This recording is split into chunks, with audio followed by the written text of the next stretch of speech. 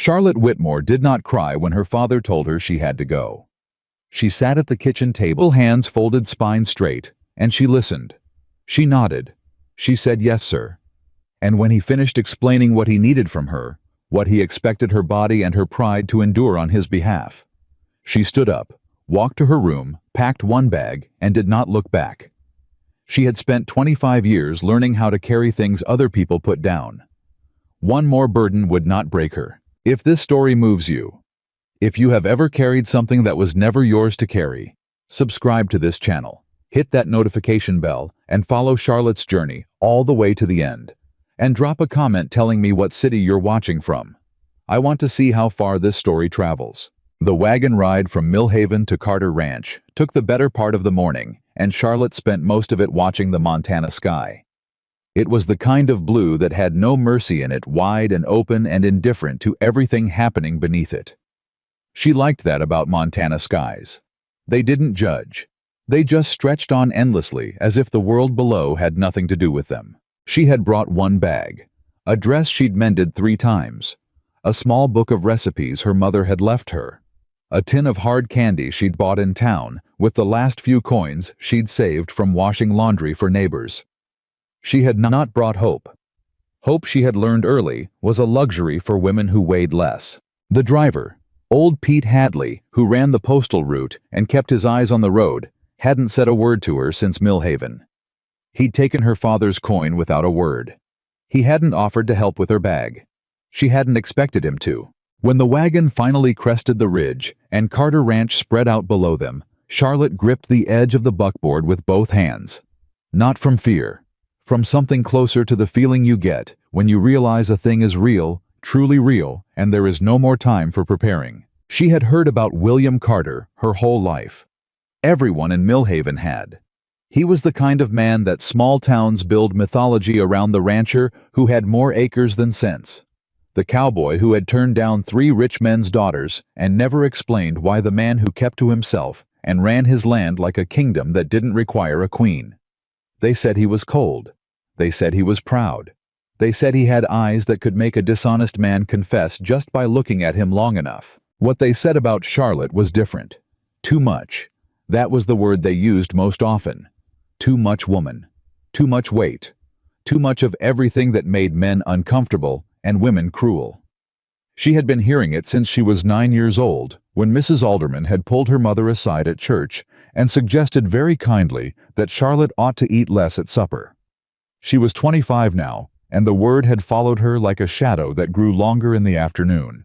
Pete Hadley pulled the wagon to a stop in front of the main gate, and Charlotte climbed down before he could say a word. She lifted her own bag. She straightened her dress.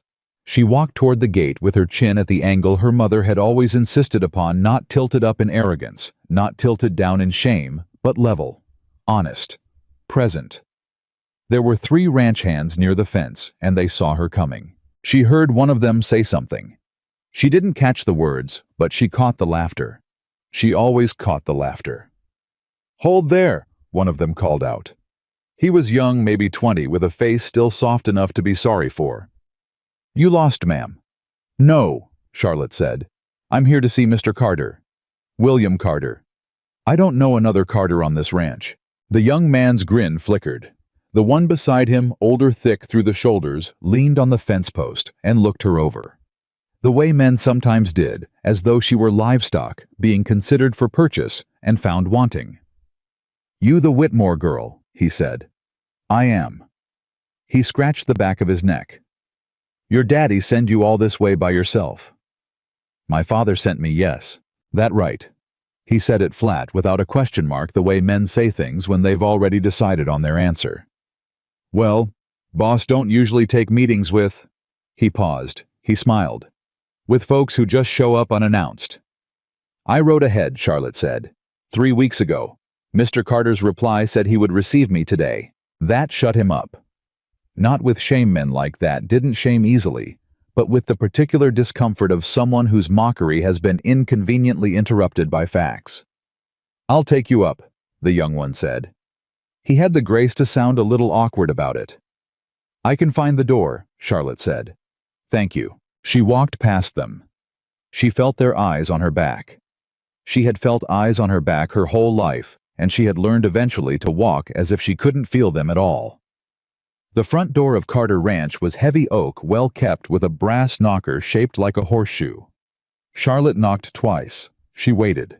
She heard boots on floorboards inside, not hurried, not slow, just deliberate the way a man walks in his own house when he has nowhere else to be. The door opened. William Carter was taller than the stories had suggested, and the stories had suggested considerable. He was broad through the shoulders in the way that comes from actual work, not performance. His hair was dark threaded at the temples, with the first gray of a man approaching 40, who has spent those years outdoors. He had a jaw that looked like it had been carved by someone with opinions. His eyes, when they settled on her, were the particular shade of brown that holds no warmth at first glance, but doesn't hold coldness either. They were simply still the way water is still before it moves. He looked at her. He didn't laugh. He didn't look her over the way the men at the gate had done. He just looked at her face the way a person looks at someone they are actually trying to see. "Miss Whitmore," he said. "Mr. Carter." She put her hand forward. He shook it once firmly and let go. "You want to come in?" "I'd rather say what I came to say out here if you don't mind." Something shifted in his expression, but she couldn't name it. He nodded and stepped to the side of the doorframe, leaning against it. Waiting. Charlotte had rehearsed this in the wagon. She had rehearsed it the night before. She had stood in front of the piece of broken mirror in her bedroom in Millhaven, and she had spoken the words aloud until they felt like something she could carry without dropping. "My father owes you $400, she said. "He borrowed it 3 years ago to save the farm after the Eastfield flooded. He has not been able to repay it. He has been unwell." She paused. That was the word they used for what her father was. Unwell. As though the drinking and the gambling and the disappearing for weeks at a time was a sickness that had happened to him rather than a series of choices he had made.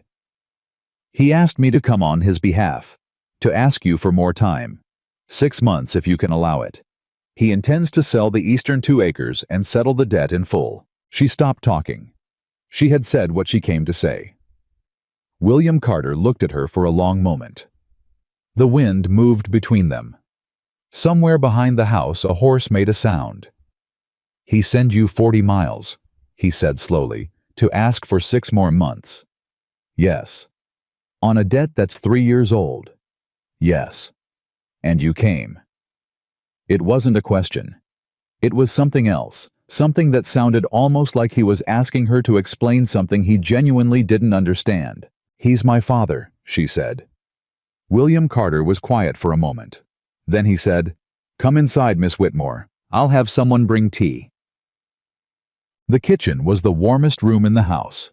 Charlotte noticed that the way she noticed everything quietly from the outside, storing it for later.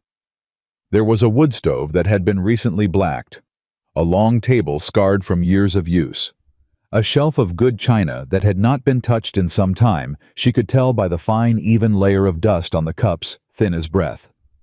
The house was well kept, but not cared for. There was a difference. A woman of about 50 appeared from the back hallway, wiping her hands on an apron. She looked at Charlotte without expression. "Mrs. Pruitt," William said, "could you put on some tea, please?" "Of course." The woman looked at Charlotte once more, then moved to the stove. William sat across the table from Charlotte. He put his hat on the chair beside him. Without it, he looked slightly less like a man from a story and slightly more like an actual person. There was a shallow scar above his left eyebrow that the hat had been hiding. He folded his hands on the table and looked at her with the same stillness she had noticed at the door. "Your father's farm," he said. "How bad is it truly?" Charlotte had not expected this question. She had expected negotiation. She had expected contempt or pity, or the slow, patient cruelty of a man who knows he holds all the advantage and wants you to know it too. "It's bad," she said, because she hadn't rehearsed a lie. "Eastfield still flooded. The drainage never came right after the storm. He lost 2 seasons. He working it alone? Since my mother passed, yes." William nodded once. "I'm sorry for your loss." "Thank you. When did she pass?" 4 years ago come October." He nodded again. There was a pause while Mrs. Pruitt set cups on the table, poured the tea, and withdrew without comment. Charlotte wrapped her hands around the cup. The warmth of it was almost shocking. She hadn't realized how cold she was. "You cook?" William asked. Charlotte blinked. "I beg your pardon. I'm not being impertinent. I'm asking a practical question." He looked at the table between them, not at her, and she had the sense he was thinking out loud as much as talking. "I've got a ranch to run, a piece of my sister's child to look after, and a housekeeper who's good with the laundry but can't make a biscuit you'd wish on anyone. I'm asking if you cook." "I cook," Charlotte said carefully. "Why?" He looked up at her then. His eyes were direct in a way that should have been uncomfortable, and somehow wasn't. "Because I have a proposition," he said, "and I want you to hear it before you decide it's something it isn't." Charlotte put her cup down. "Go ahead." "Your father's debt, I'll forgive it. The whole $400 today with a letter you can take home and show him. The farm stays in the family's name. No more interest, no more collection." She stared at him. "In exchange for what?" "3 months," he said. "You stay here at Carter Ranch for 3 months. You help Mrs. Pruitt with the house. You look after my niece Lily. She's 7, been staying with me since my sister got sick, and she needs someone better than me at conversation. And," he paused, "you try the cooking." Charlotte was quiet for a long time. The clock on the wall ticked 7 times. "Mr. Carter," she said at last, "I want to understand you correctly. You are proposing a work arrangement, not anything else."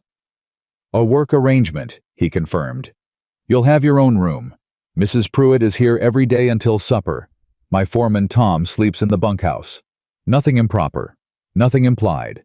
You work 3 months, your father's debt disappears." He paused. "If at the end of 3 months you want to go home, you go home. Simple as that." "Why?" she said.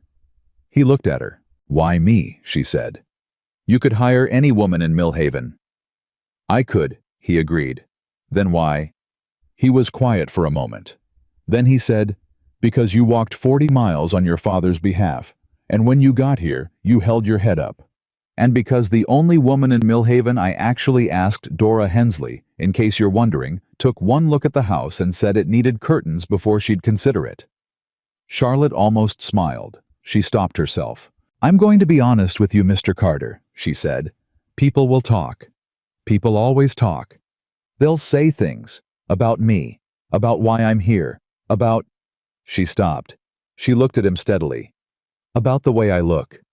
He met her eyes without flinching. "I expect they will.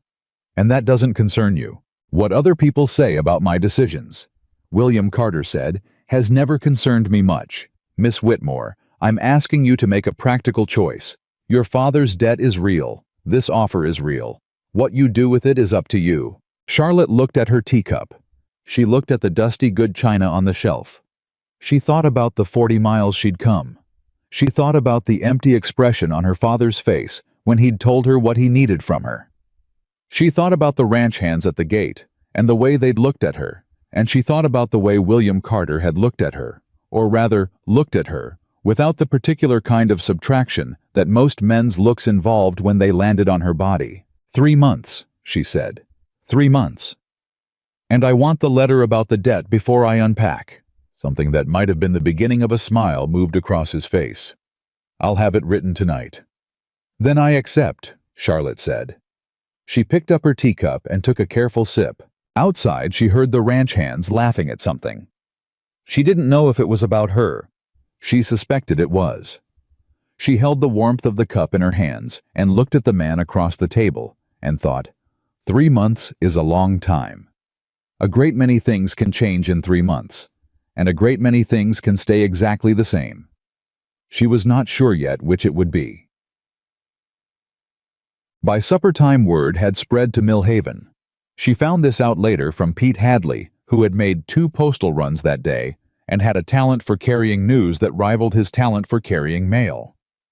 By the time Charlotte had been shown to a clean room at the back of the house and had hung her one extra dress on the hook behind the door, the story moving through town had already been inflated to something magnificent and terrible.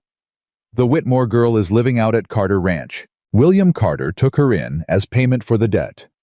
She went there to trap him. You know how those desperate women are. Poor man.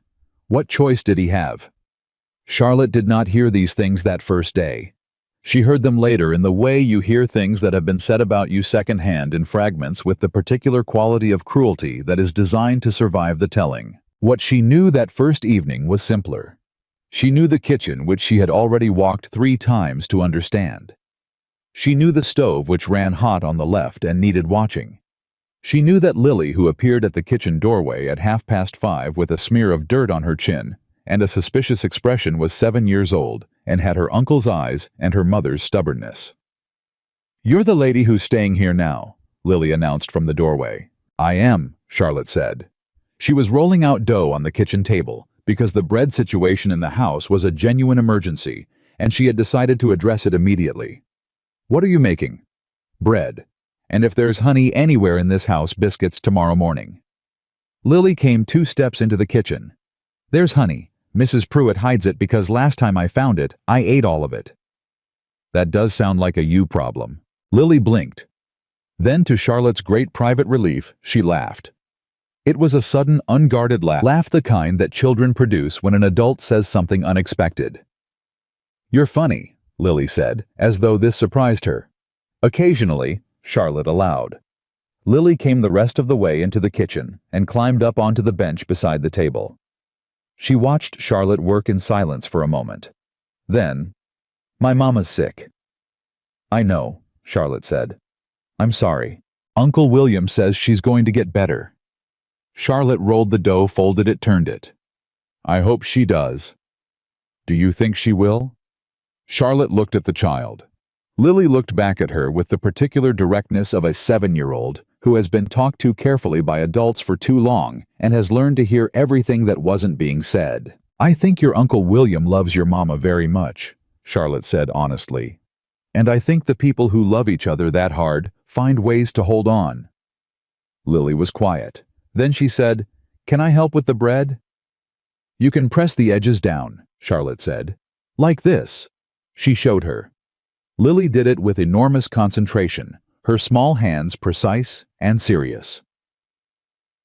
William Carter ate supper at the far end of the table, with a space between himself and the rest of the world that Charlotte recognized as habitual.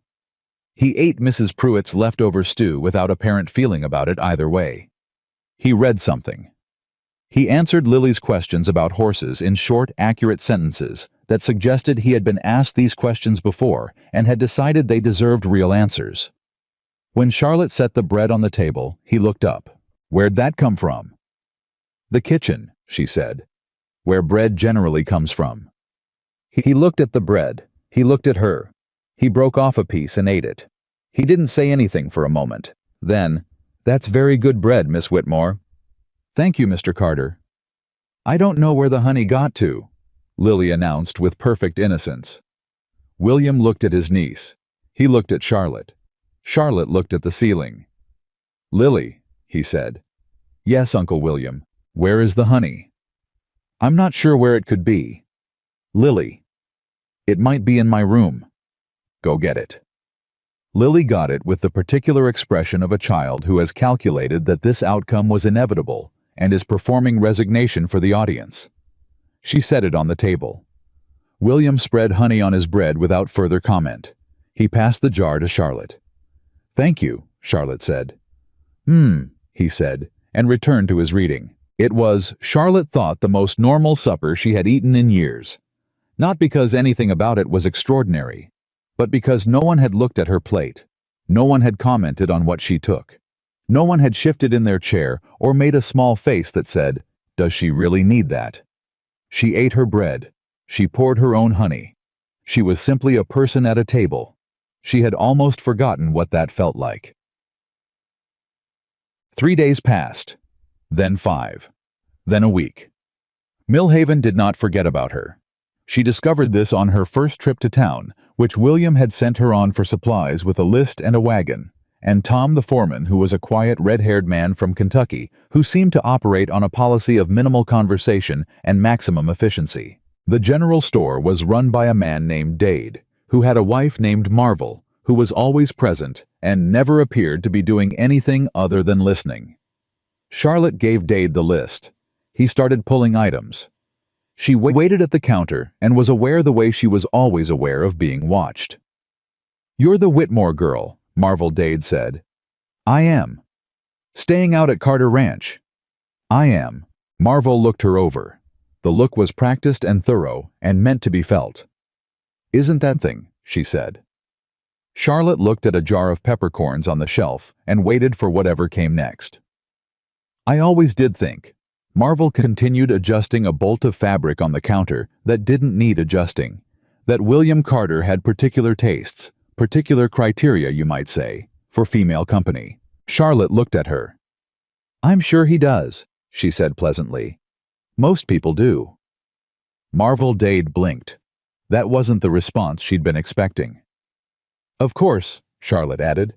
"I wouldn't know his criteria personally. I'm his housekeeper, which is what I'm doing, keeping house. Was there something you needed from the counter, ma'am? Or were you just stretching?" There was a moment of absolute silence in the general store. Tom behind her made a sound that was definitely not a laugh. Marvel Dade's mouth thinned. "I'm sure I don't know what you mean." "I'm sure you don't," Charlotte agreed and turned back to Dade. "Do you have nutmeg? I couldn't find it on the list, but I'll need it for the pies." She heard as she left the store the murmur of voices starting up behind her. She didn't turn around. She helped Tom load the wagon, and she sat up on the seat, and she watched the Montana sky spread itself out ahead of them, all the way back to Carter Ranch, wide and blue and indifferent like it always was. Like she had decided a long time ago to be. What she had not decided was this: the sound of William Carter's boots on the porch at night. She hadn't expected to notice it. She hadn't expected to notice him at all, beyond the practical necessities of working in the same house. But the evenings had a way of opening up space in that house that was harder to fill than daytime. He came out to the porch most nights after supper. Sometimes he had a book. Sometimes he had nothing at all. He just sat in the chair at the far end with his forearms on his knees and his eyes on the distance, and seemed to be engaged in a conversation with something that wasn't there. Charlotte told herself she was not paying attention to this. She was on the other end of the porch with Lily, who had decided that evenings were for questions. Why is the sky different colors at sunset? Because the light travels through more air at that angle, and the colors separate. Which color travels the farthest? Red. That's why the horizon goes red first. Is red the strongest color? In light, yes. Is red the strongest color in everything? No. In everything else, it's just a color. That doesn't seem fair. A lot of things aren't fair, Lily. William, from the far end of the porch, said, without looking up from whatever he wasn't looking at. "She's right, you know, about the light." Charlotte looked at him. "I read it once," he said. "Scattering. That's what it's called. When the light scatters." He paused. "I didn't know why it was red until I read that." "Neither did I," Charlotte said. "Until my mother explained it." He glanced at her. She was a teacher. No, she was just curious. She read everything she could get her hands on, and then she told it to whoever would listen. Charlotte paused. "Mostly to me." William was quiet for a moment. "That's a good way to raise a child," he said. "Filling them up with things worth knowing." Charlotte looked at Lily, who had leaned her head against Charlotte's arm and was watching the last of the red sky with a 7-year-old's total absorption. "Yes," Charlotte said. "It is." The silence that settled after that was not uncomfortable. It was the kind of silence that happens between people who have found, without entirely meaning to, that they fit into the same quiet. Charlotte did not examine this. She looked at the sky. She felt Lily's small warm weight against her arm. And she thought very carefully, and with great self-discipline, about nothing at all. On the 12th day, the trouble started. She had been expecting it, more or less. Trouble, in her experience, was patient. It waited until you had started to breathe normally, and then it came. It came in the form of a man named Holt Grayson, who rode into Carter Ranch on a Tuesday morning on a horse that cost more than most families saw in a year, and who stood in the yard with the particular posture of a man who is accustomed to other men moving out of his way. I was perhaps 50, with a face built for authority and eyes built for calculation. Charlotte knew the type. Her father had owed money to men who looked exactly like this, and she had learned to read the particular quality of greed that made them walk the way they walked, as if the ground itself was already theirs. She was bringing water out to the garden when he arrived. She stopped. He looked at her. "You the new hired girl?" he said. "No, ma'am. No preamble. I work for Mr. Carter," Charlotte said. "Can I help you?" "Get Carter for me." Charlotte set the water bucket down. "Mr. Carter is in the north field. Tom can ride out if you—" "I'll wait." He walked past her to the porch, sat down in the chair at the far end. William's chair, and crossed his legs as if he owned the property and was merely allowing them all to remain. Charlotte went inside and found Mrs. Pruitt. "Who is Holt Grayson?" she said. Mrs. Pruitt's expression confirmed everything Charlotte had already suspected. "Land buyer," the older woman said. "He's been after Carter Ranch for 3 years, wants to consolidate the whole valley. He already bought out the Hendersons and the Marsh family."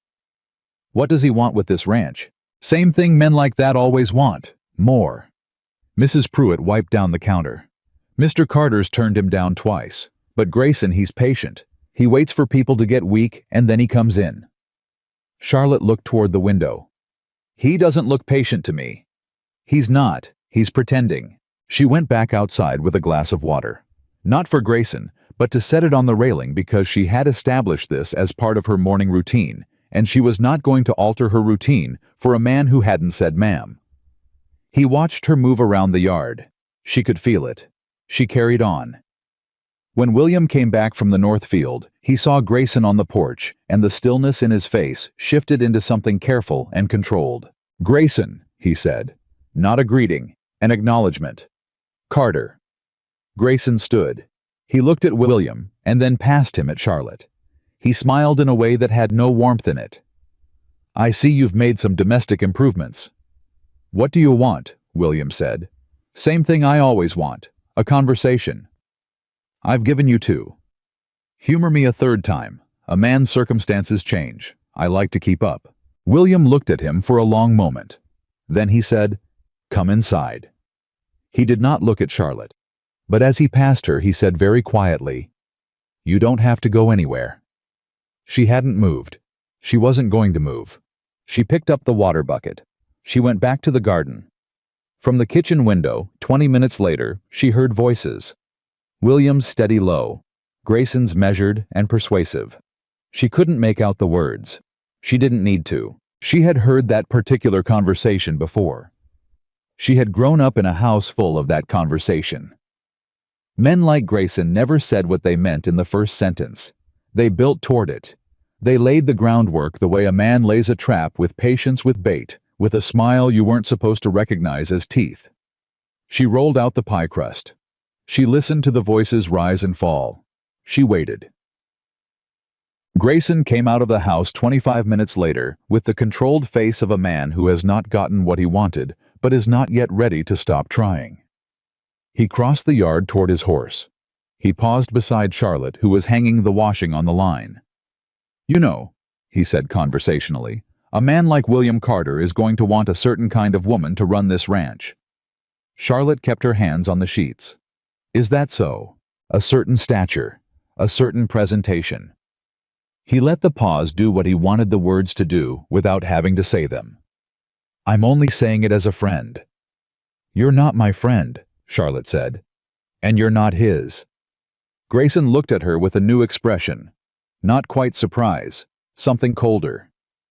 "You've got a mouth on you," he said. "I've got a lot of things on me," Charlotte said pleasantly. "Have a safe ride, Mr. Grayson." He got on his horse. He rode out. Charlotte hung the last sheet and stood there in the sharp Montana morning, with the wind moving through the clean linen, and thought that man is going to be a problem. She was right. But that was a problem for later. Right now there were pies that needed finishing, and a little girl who had asked 3 times about biscuits, and a man sitting at the far end of a porch who had told her quietly, "You don't have to go anywhere." She had not forgotten that. She was turning it over in her mind, the way you turn over something you found on the road, carefully at different angles, trying to understand what it is before you decide what to do with it. She went back inside. She made the pies. Outside, the Montana sky was doing what it always did, stretching itself over everything without apology. Red bleeding slowly into the gold of afternoon, indifferent and enormous, and somehow in spite of all of it still beautiful. The pies came out perfect. Charlotte knew they would. She had made that particular recipe, brown sugar dried apple, a pinch of cinnamon she'd found hiding behind the nutmeg since she was 11 years old, standing on a stool beside her mother in a kitchen smaller than this one. Her hands knew what to do without her having to think about it, and that was the kind of knowledge she had always been grateful for, the kind nobody could take. She set them on the windowsill to cool and went to find Lily. The little girl was in the barn, which was where she went when she was thinking hard about something. Charlotte had figured this out on day 4. Lily didn't pace. She didn't cry. She went to the barn and talked to the horses who were, in her opinion, the only members of the household who listened without offering advice. "You're going to get your dress dirty," Charlotte said from the doorway. "It's already dirty," Lily said without turning around. She had her arms around the neck of a gray mare that was tolerating this with the weary patience of an animal that has been loved on by small children before. Charlotte. Is Mr. Grayson going to take the ranch?" Charlotte came inside. She leaned against the stall door. "No," she said. "How do you know?" "Because your Uncle William said no. He said no before and Grayson came back." "That's true. So, how do you know this time is different?" Charlotte thought about the way William had come out of the house after Grayson left. He hadn't said anything about the meeting. He'd gone back to the fence line, picked up the post hole digger, and worked for 2 hours without stopping. She had watched him from the kitchen window. Not because she was watching him, she told herself this very firmly, but because the window faced that direction and she was at the sink. "Because this time," Charlotte said carefully, "your uncle has more to protect." Lily considered this, her cheek pressed against the mare's neck. "Because of you." Charlotte didn't answer that. She pushed off from the stall door and said, "Come eat, the pies are cooling." "Can I have the first piece?" "You can have the first piece." Lily came away from the horse without further argument. That was the thing about Lily. She had a grief in her that went very deep, deeper than 7-year-olds should have to carry, but she also had a practicality that Charlotte recognized from her own childhood. When the people around you are fragile, you learn to be practical. You learn to find the solid things and hold on to them. Right now for Lily, the solid things were the horses and the pie and Charlotte's presence in the kitchen at the end of the day. Charlotte was not going to examine how that made her feel. Not yet. She went back to the kitchen and cut the pie. She heard William come in a few minutes later, the sound of water at the pump outside, the particular way he cleared his throat before walking into a room where other people were. He had a lot of small habits like that, she had noticed. He always knocked on door frames before entering even rooms he owned. He always set his hat brim down on the table, never crown down. He always poured his coffee with his right hand and held the cup with his left. She noticed these things the way she noticed everything. She just stored them away. She was not sure yet why she was storing them. "Smells like pie," he said, coming into the kitchen. "It is pie," Lily said with great authority. William sat at the table. Charlotte put a slice in front of him without asking. He looked at it. He looked at her. He picked up his fork. The first bite produced a silence that was different from his usual silence. This one was considered. "Where'd you learn to make this?" he said. "My mother." "What else did she teach you?" "Most of what I know," Charlotte said. She sat down across from him with her own slice and her own fork, and she ate her pie, and she did not look at him, and she realized, completely comfortable. Not performing comfort. Not constructing it. Just comfortable in the way you are comfortable in places where no one is waiting for you to be something different. It was such an unfamiliar feeling that she almost didn't recognize it. William ate the rest of his slice in silence. Then he said, "Grayson's going to come back." "I know. He always does. Man's like weather. You can't stop it, you just decide whether you're going to be inside or out when it hits." "What did he offer this time?" He looked at her. There was a flicker of something surprised maybe that she'd asked directly. Then it settled back into that stillness. "More than last time," he said. "Enough that a man who was tired would take it." "Are you tired?" "Everybody's tired," William said. "That's not the same as giving up." Charlotte thought about her father. She thought about the particular kind of tired that looked like giving up because it had been tired for so long it couldn't remember what the other thing felt like. She thought about the choice she had made 40 miles ago to walk into a stranger's yard with her head up. "No," she said, "it's not." Lily, who had been watching this exchange with the focused attention of a child tracking something important, said, "Are we going to be okay, Uncle William?" William looked at his niece. Something crossed his face that was too complicated to name: love and worry, and the particular weight of a man who has promised things he isn't sure he can keep. "Yeah," he said, "we're going to be okay." He said it like he meant it.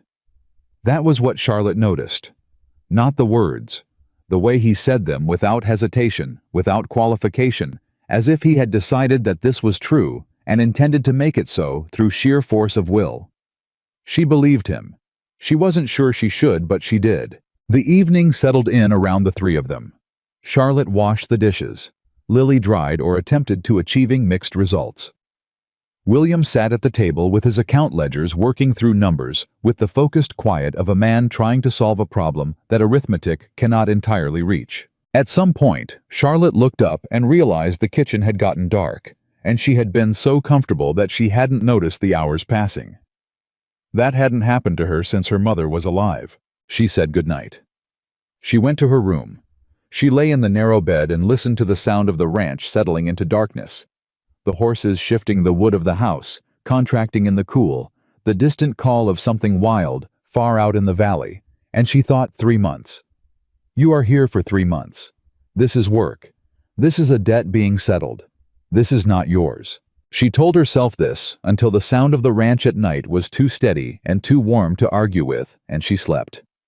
The next morning she woke up before dawn, which she always did, and went to the kitchen, which was cold, and lit the stove, which took 3 tries, and had the coffee going before Mrs. Pruitt arrived.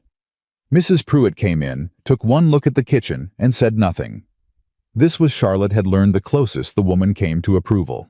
"I'll need more flour if I'm going to keep up with the bread," Charlotte said. "I'll add it to the order. And the brown sugar's running low." Also noted. Charlotte poured Mrs. Pruitt a cup of coffee and set it on the counter beside her without comment. The older woman looked at it. She picked it up. She drank. There was a pause. "You're up early," Mrs. Pruitt said. "I'm always up early. Carter's the same way, up before the sun. I've worked here 6 years, and I've never beaten him to the kitchen." "Has he always been alone?" Charlotte asked before she could stop herself. Mrs. Pruitt looked at her over the rim of the cup. Her expression was careful in the way that long-time employees' expressions are careful, measuring how much is being asked versus how much should be answered. "He had a woman once," she said finally, "before I came on. Her name was Frances. She was lovely. Everyone said so." A pause. "She chose someone else. A man with a bigger name and a house in the city. Carter never spoke of it afterward. Not once." Charlotte looked at the stove. "He's not cold," Mrs. Pruitt said, and her voice had something in it now, something that was almost a warning, but directed Charlotte realized at neither of them in particular. "He's careful. There's a difference." "I know the difference," Charlotte said. Mrs. Pruitt nodded once as if this answer was acceptable. She drank her coffee. The kitchen filled slowly with the smell of biscuits and morning.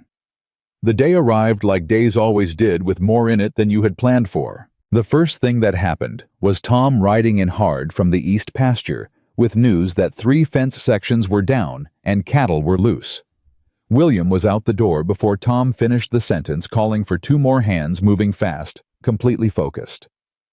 Charlotte stood on the porch and watched him go, and then went inside and made a large midday meal for whenever they came back, because that was the kind of thing she could do. The second thing that happened was a wagon pulling up to the gate just before noon. Charlotte heard it from the kitchen. She dried her hands and went to the door. There were 2 women in the wagon, one of about 30, with a sharp face and ribbons on her hat that cost more than Charlotte's whole traveling bag, and one older, perhaps 60, who had the well-maintained look of a woman who has always had servants and has never had to wonder about it. Charlotte had never seen either of them before in her life. "Can I help you?" she said from the porch. The younger one smiled. It was the kind of smile that cost nothing to produce. "We're looking for William Carter. I'm Adelaide Marsh. This is my mother, Eleanor." "He's out on the property. Is there something I can help you with?" Adelaide Marsh looked at Charlotte, the way Marvel Dade had looked at her in the general store, the complete assessing look, but where Marvel Dade's look had been a weapon. Adelaide's was something more complex. It was the look of a woman calculating a threat. "You must be the Whitmore girl," Adelaide said. "I must be. I'd heard William had taken on a housekeeper." The pause before the word was elegant and cruel. "We just thought we'd call. We're neighbors, actually. The Marsh property is just 3 miles east. Was 3 miles east." She kept smiling. "Mr. Grayson purchased it last year. Mama and I are staying with the Henrys in town now." Charlotte looked at her. "I'm sorry to hear that." "Are you?" The smile didn't waver. "You don't know us." "I know what it is to lose a home," Charlotte said. "You don't need to know someone to be sorry for it." Adelaide Marsh blinked. That had not been what she expected. Charlotte came down the porch steps. "Come inside. I'll put on tea while you wait for Mr. Carter." The older woman, Eleanor, who had said nothing up to this point, made a small sound. Charlotte looked at her. "You're very gracious," Eleanor Marsh said quietly. She was looking at Charlotte with an expression that was different from her daughter's, entirely thoughtful, and something like sad. "For a housekeeper." "I'm gracious for a person," Charlotte said. "The rest is just a job." She led them inside. William came back at 1:30 with mud on his boots and the efficient, contained energy of a man who has solved a physical problem and is already thinking about the next one. He stopped short when he saw the Marsh women sitting at the kitchen table. "Adelaide," he said. "William." She had arranged herself at the table with the particular precision of a woman who knows exactly how she looks in every possible light. "I hope you don't mind. Your housekeeper was very welcoming." William looked at Charlotte. Charlotte handed him a cup of coffee and said nothing. "How's your mother?" he said to Adelaide, pulling out a chair. "Managing, as women do." Adelaide's eyes moved to Charlotte, who was at the counter slicing bread. "You've made quite a few changes out here. It's almost homey. You've never had that before." "I didn't have the right help before," William said. Charlotte kept slicing. "Grayson came to see you," Adelaide said. Her voice shifted lower, more direct. The performance of friendliness dropped a register. "I know because he told us. He tells everyone his business as a way of making them feel included right up until he takes what he wants." William looked at her steadily. "He did. And nothing's changed." Adelaide leaned forward. "William, he's buying the whole valley, one ranch at a time. He'll come back. He always comes back, and every time he does the offer is different, not better different. He finds the pressure point. He found ours." A pause. "He'll find yours." The kitchen was very quiet. Charlotte set the bread on the table and filled Adelaide's cup without being asked. Adelaide looked at her. For the first time, the assessment in that look had changed. It was not entirely friendly. Old calculations don't vanish that quickly, but it was no longer the same thing it had been at the gate. "What's the pressure point he's looking for here?" Charlotte asked, because nobody else was going to ask it.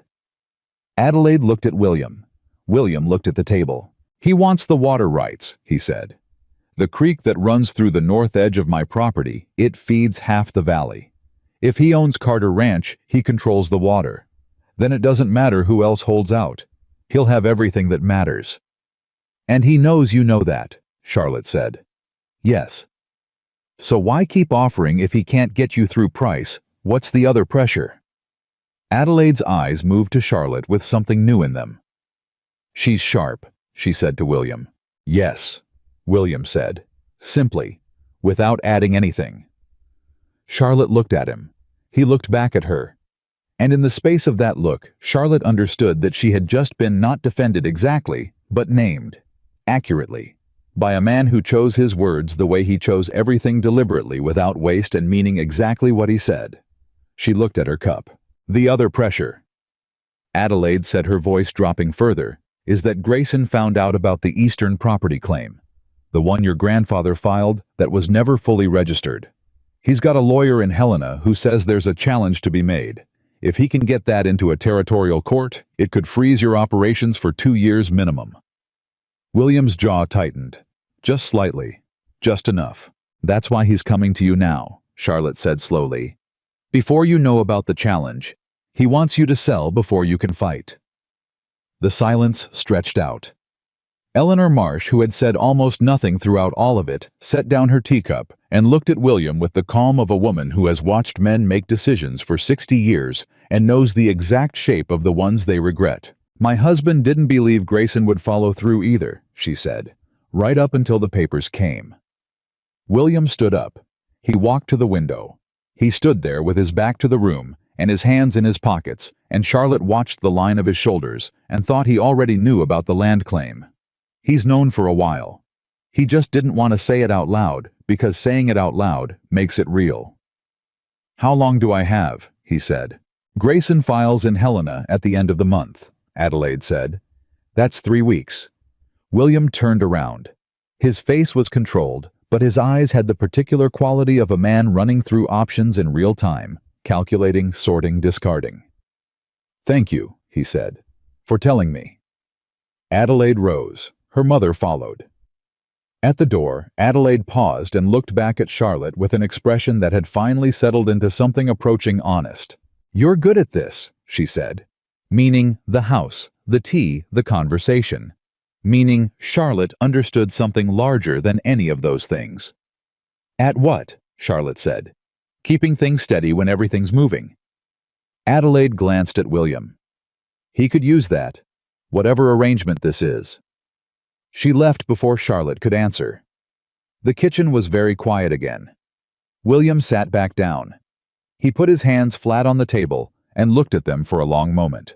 You knew about the land claim, Charlotte said. It was not a question. Found out 2 weeks ago. Before I came. Before you came.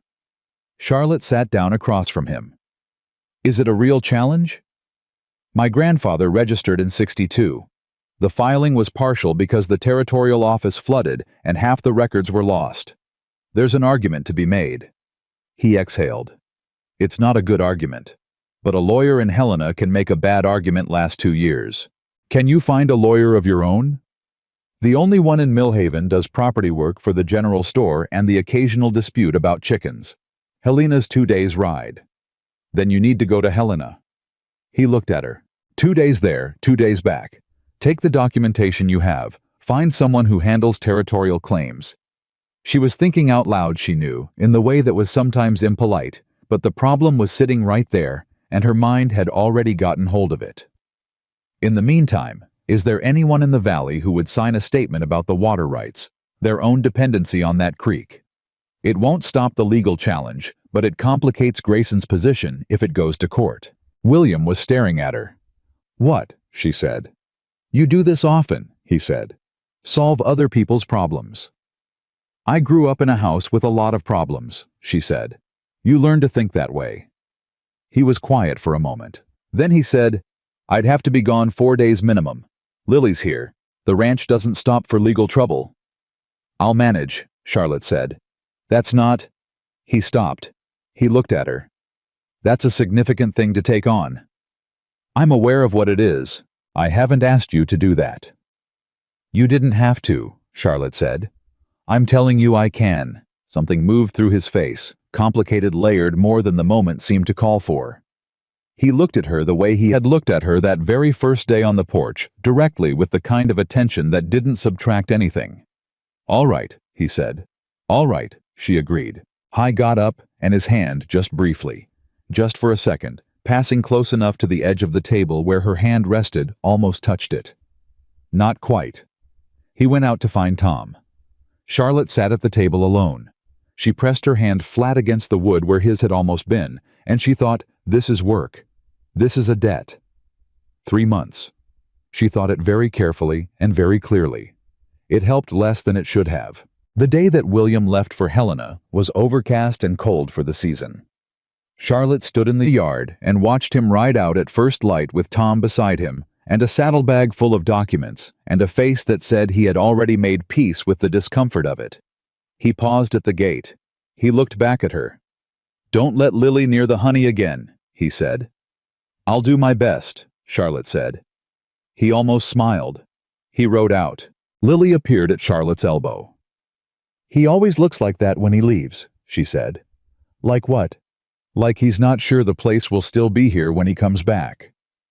Charlotte looked at the empty gate. "It'll be here," she said. "Because of you," Lily said. Charlotte put her hand on the girl's shoulder. "Because we're here," she said. "Come on, help me start the bread." And then the first knock came at the gate before breakfast was even finished. It was Mrs. Calder from the neighboring farm, a small, wind-worn woman with a baby on her hip and 2 children trailing behind her. Her husband, she said, had broken his leg 2 days ago. She'd come to ask if she could borrow their draft horse to finish the harvest before the weather turned. Charlotte said yes, of course, take the horse. She packed the family bread and the last of the dried beef and sent one of the ranch hands with them to help with the work. The ranch hand, a boy named Jesse, 19 years old and generally uncomfortable around anyone in authority, looked at Charlotte when she gave him the instruction. "Mr. Carter didn't authorize," he started. "Mr. Carter," Charlotte said, "would have done the same. You know that and I know that. Go help the Calders." Jesse went. By noon word had moved through the valley. The way word always moved along fence lines and supply runs, and women visiting neighbors with excuses, and 2 more families stopped by the ranch. One needed medical supplies for a child with fever. One had a question about the creek drainage that was flooding the lower field. Charlotte dealt with both. She dipped into the household emergency supplies for the medicine she would account for it when William returned. She drew a rough map for the other family, showing where Tom had told her the drainage issue usually originated and what temporary measures could be taken. Mrs. Pruitt, watching this from the kitchen doorway, said, "You know you're running this ranch." "I'm managing," Charlotte said. "It's different." "Is it?" Charlotte looked at her. A woman managing a ranch. Mrs. Pruitt said, not with judgment, but with something that sounded almost like wonder, "In this valley in this year, looking the way you do." She stopped. She set her hands on the counter. "People are going to talk. They already talk. This is different talking. This is they'll say you overstepped. They'll say you maneuvered. They'll say you planned all of this." "Let them say it," Charlotte said. "That's easy to say." "No," Charlotte said. "It isn't, but it's true regardless." She went back to the bread. "I'm not here to manage what people say about me. I'm here to keep this ranch running while Mr. Carter is away on ranch business. That's what I'm doing." Mrs. Pruitt was quiet. Then she said in a different voice, "The Murdoch family up on the North Ridge. Their well's been failing for a month. They've been hauling water from the creek. 3 kids under 10. Charlotte looked at her. "I mention it," Mrs. Pruitt said, "because someone with access to a ranch with 4 working hands and a water source might be able to help." Charlotte was already untying her apron. "Jesse," she called. It was that kind of day. And then it was that kind of 2 days after. By the time William rode back into the yard on the evening of the 4th day, tired, dusted, with Tom behind him, and the expression of a man who has fought a bureaucratic battle in a city and is glad to be back in a place where problems have physical solutions. Charlotte was at the fence talking to a Crow woman named Delia, who lived near the North Ridge and who had been trading dried herbs for flour for 3 years with Mrs. Pruitt, and had information about a secondary water route that might matter if Grayson's land claim ever actually complicated access to the main creek. William stopped his horse. He looked at Charlotte talking to Delia at the fence with the comfortable ease of 2 women who have established a working relationship. He looked at the yard, which was busy in the particular way of a place that is being used well. A family loading supplies, one of the hands fixing a wheel on a borrowed wagon, Mrs. Pruitt carrying something to a wagon at the gate. He looked at all of it. Then he looked at Charlotte. She had noticed him arrive. She held up a finger one moment and finished what she was saying to Delia, shook her hand, and walked across the yard toward him. "How is Helena?" she said. "Expensive," he said. "And we have a lawyer." "How was Hirgi?" "Productive," she said. He got off his horse. He stood beside her in the yard and looked at it again, the movement of people and purpose, the particular aliveness of a place being taken care of, and something crossed his face that she hadn't seen before. Something without a name she could find quickly. "The Calder's harvest," he said. "Done." "The Murdoch water situation." She blinked. "You knew about that." "I know about most things on this valley. I just don't always—" He stopped. "You handled it. I sent Jesse and 2 hands with pipe sections from the back storage. Temporary fix. You'll want to look at it properly when you have time." "The Arroyo family's medicine." Charlotte looked at him. "Tom told me," he said. "Word moves fast." "I'll account for everything I used from supplies," she said. "Every item. I know you will." He said it simply, without question, without the particular quality that people usually had in their voice when they said things like that. The undertone of "you'd better" or "I'm watching." He said it the way you acknowledge a fact about a person's character because you have seen it demonstrated and you consider it settled. Charlotte looked at the yard.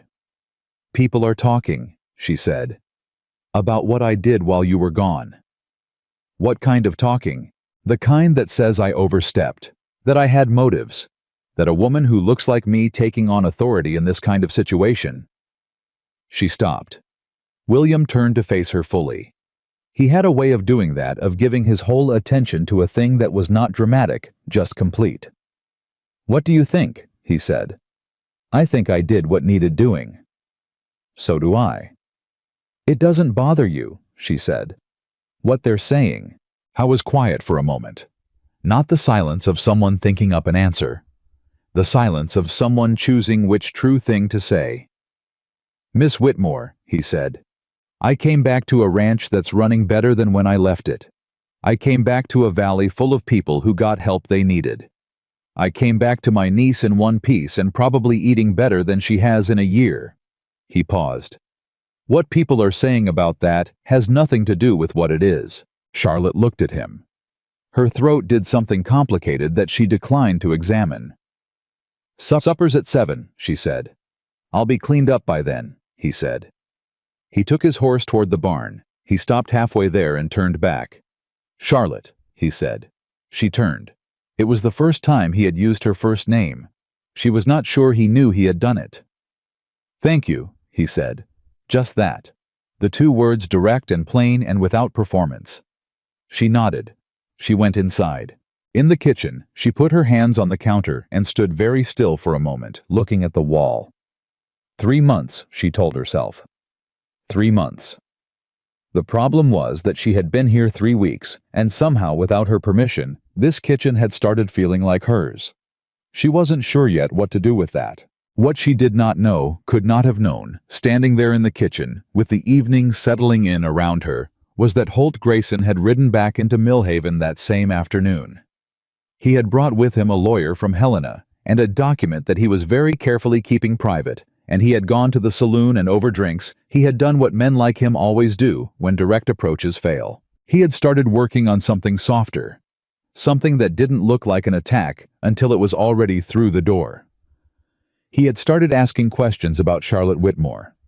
Not questions about the ranch. Not questions about the debt. Personal questions. The kind that small towns answer freely because they've been waiting to say the words out loud, and someone finally gave them permission. The bartender told him about the family reputation. Marvel Dade told him about Charlotte's mother who had died, and her father who had fallen apart after. A woman who had grown up next door to the Whitmores told him about Charlotte's childhood, about the children who had been unkind, the church women who had whispered the boys who had laughed. Grayson listened to all of it with the patient attention of a man building something out of whatever material is available. When he left the saloon that night, he had the outline of something. Not a legal argument. Something more dangerous. The kind of weapon that doesn't leave marks. The kind that works by making people feel the way they already privately felt, and just giving that feeling a name and a direction. He was going to make William Carter doubt her. Not with facts. With something worse than facts. With the slow accumulated weight of what everyone in this valley had always thought about Charlotte Whitmore. He was going to plant a question. And in Charlotte's experience, questions once planted grew in the dark. She stood in the kitchen and heard the sound of William washing up at the pump outside. She heard Lily calling from her room about something, probably the honey again. She heard the horses and the evening and the particular alive quiet of a place that is cared for. She did not know what was coming. She just stood there in the warmth she had built in the kitchen that had started to feel like hers, and she let herself just for a moment before she remembered all the reasons not to let herself be glad she was here. Outside, the first star appeared above the Montana Ridge, then the second. Then, Grayson's lamp moved along the Millhaven Road, and the dark came down around everything, and 3 weeks began to matter, the way only certain kinds of weeks do not, because of what happened in them, but because of who you became while they were passing. Grayson moved quietly, which was what made him dangerous. I didn't come to the ranch again right away. He didn't send a lawyer or a letter. He did something smaller and more effective. He went to church on Sunday morning and sat in the third pew and shook hands with people and smiled. And when Charlotte's name came up, and he made sure it came up, he said nothing directly against her. He simply tilted his head and let a small, thoughtful silence do the work that words would have done too clumsily. He said things like, "I'm sure she means well," and "It's generous of William to be so trusting," and, "Of course a woman in her situation would do what she could to make herself useful." He said these things to the right people.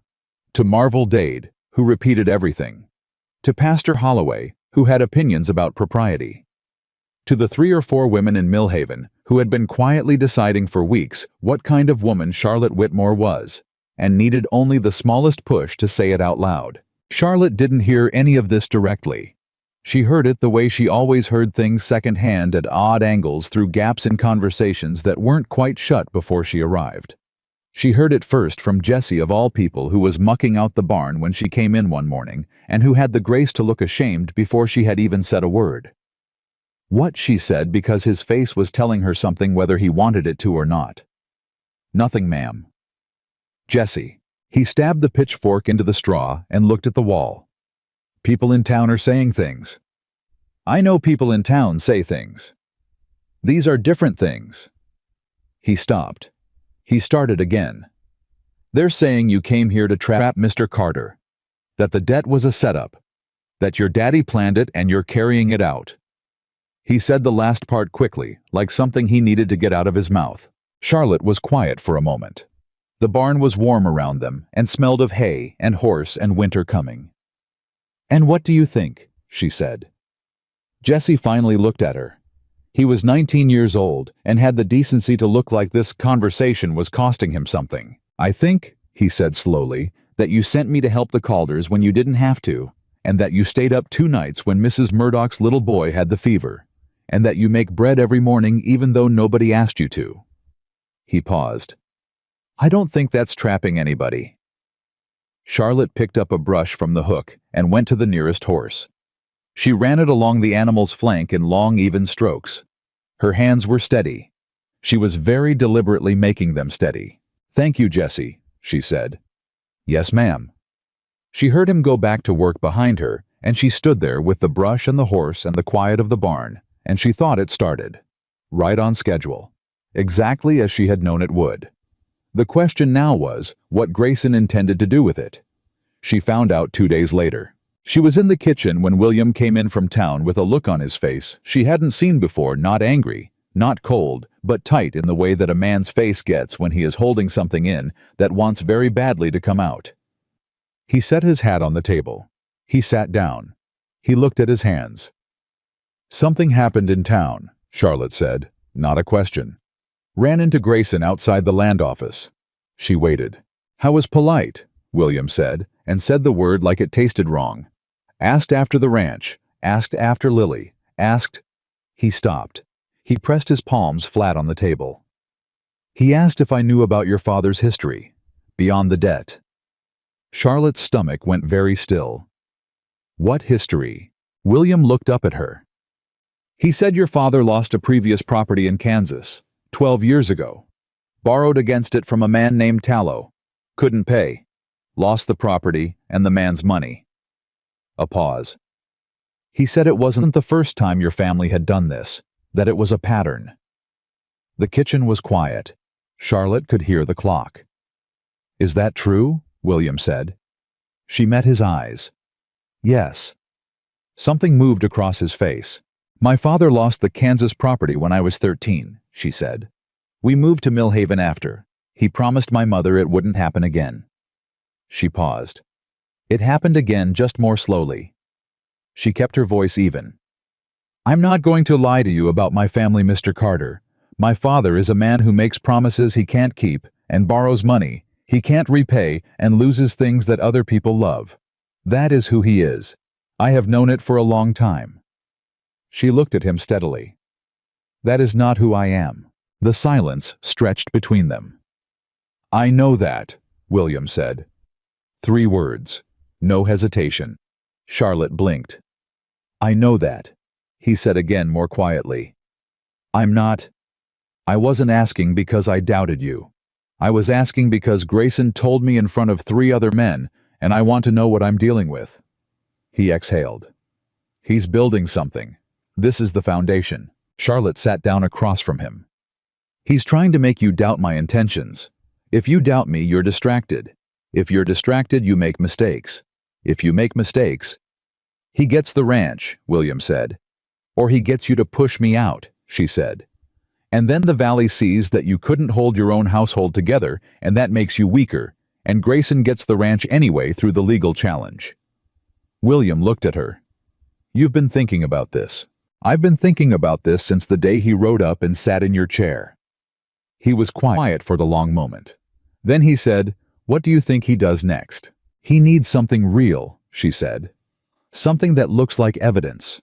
Right now, he only has suggestion and implication. He'll go looking for something harder." She paused. "He'll try to find your lawyer in Helena. See if there's anything in the documentation that can be twisted. He'll talk to who knew my father in Kansas. He'll try to make the story about me into the story about this ranch, so that when people in this valley look at Carter Ranch, they don't see a man protecting his land. They see a man who was fooled by a woman." William's jaw tightened. "He won't." "He might," Charlotte said. "Not because it's true, because enough people want it to be." She folded her hands on the table. "You need to know that going in. Because when it gets worse, and it will get worse, you are going to need to decide what you believe and stay decided." William looked at her for a long time. His eyes held that particular stillness she had come to understand was not coldness, but concentration. The look of a man who takes things seriously and doesn't perform the taking. "I decide once," he said. "I don't undecide." "Good," she said. She got up and went back to the stove. She did not let him see that her hands, when she picked up the spoon, were not quite steady anymore. The thing got worse 3 days later. It came in the form of a letter which arrived at the ranch in the Morning Post, and which William opened at the table, while Charlotte poured coffee, and Lily asked questions about whether horses could dream. "Horses don't dream the way we do," Charlotte was saying when she heard William go very still. She looked at him. He was reading. His face had the tight, controlled quality she associated with the worst kind of news, the kind you half expected but hoped wouldn't come. He set the letter on the table. He looked at it for another moment. Then he said, "Grayson filed." Charlotte set the coffee pot down. "In Helena. 2 weeks early." His voice was level. "He's challenging the Eastern property claim. His lawyer filed yesterday. We have 30 days to respond, or the challenge proceeds by default." Lily had gone very quiet in the way that children go quiet when they feel the ground shift under adult conversations. Charlotte said, "Your lawyer in Helena, he knows about the challenge coming. He knows the challenge was possible. He wasn't expecting it this fast." William folded the letter, set it down, picked up his coffee. A man practicing calm through action. 30 days. I'd need to be in Helena for at least part of that. The documentation he needs. He stopped. "If I'm gone, the ranch." "The ranch will run," Charlotte said. "Charlotte." He said her name with a weight she hadn't heard before. "You already did this once. I can't ask you to." "You're not asking," she said. "I'm telling you. Go to Helena. Give your lawyer what he needs. Fight the claim." She sat down across from him. "I will be here. The ranch will function. Lily will eat. She paused. Go. Lily said very quietly. Is someone trying to take the ranch? William looked at his niece. Charlotte watched him make the decision that parents and guardians make: how much truth, how much protection, where the line is. Someone's trying, he said. We're going to stop them. How? By being smarter and staying steadier, he said. That's how you beat men like Grayson. Not by being louder, by not breaking. Lily looked at Charlotte. Are we going to break? Charlotte looked the 7-year-old dead in the eyes and said, not a chance. Lily nodded with the decisive confidence of a child who has been given a solid thing to hold and has grabbed on. William left for Helena the following morning. Before he rode out, he stood in the yard with Charlotte in the blue-gray early light and said things that needed to be said about accounts and the lawyer's address and what Tom was authorized to do in his absence. Practical things, necessary things. And then he stopped talking and looked at her. I don't like leaving, he said. It wasn't the ranch he was talking about, not entirely. I'll be here, Charlotte said. He held her gaze for a moment. Then he mounted up and rode, and Charlotte stood in the yard and watched him go, and said nothing, because she was very busy not examining what she felt. Grayson came the morning of the 3rd day. He came alone, which surprised her. She had expected the lawyer. She had expected performance, the display of legal power, the stack of documents, the deliberate making small of everyone in the room. Instead, he came alone, and he was polite. He knocked at the front door. Charlotte opened it. Miss Whitmore, he said. Mr. Grayson. She did not step back. She did not open the door wider. Is Carter in? Mr. Carter is away on business. He smiled. Of course he is. He looked at her with the evaluating patience of a man who has done this many times. I wonder if we might speak. You and I. Just a conversation. Every instinct she had said, don't let him in. She let him in. She led him to the kitchen, not the sitting room. The kitchen because kitchens were working rooms, and she wanted him to feel that he was in her territory, not his. She poured coffee. She sat across from him. She waited. You're smarter than they say, he said. People generally are, she said. He smiled again.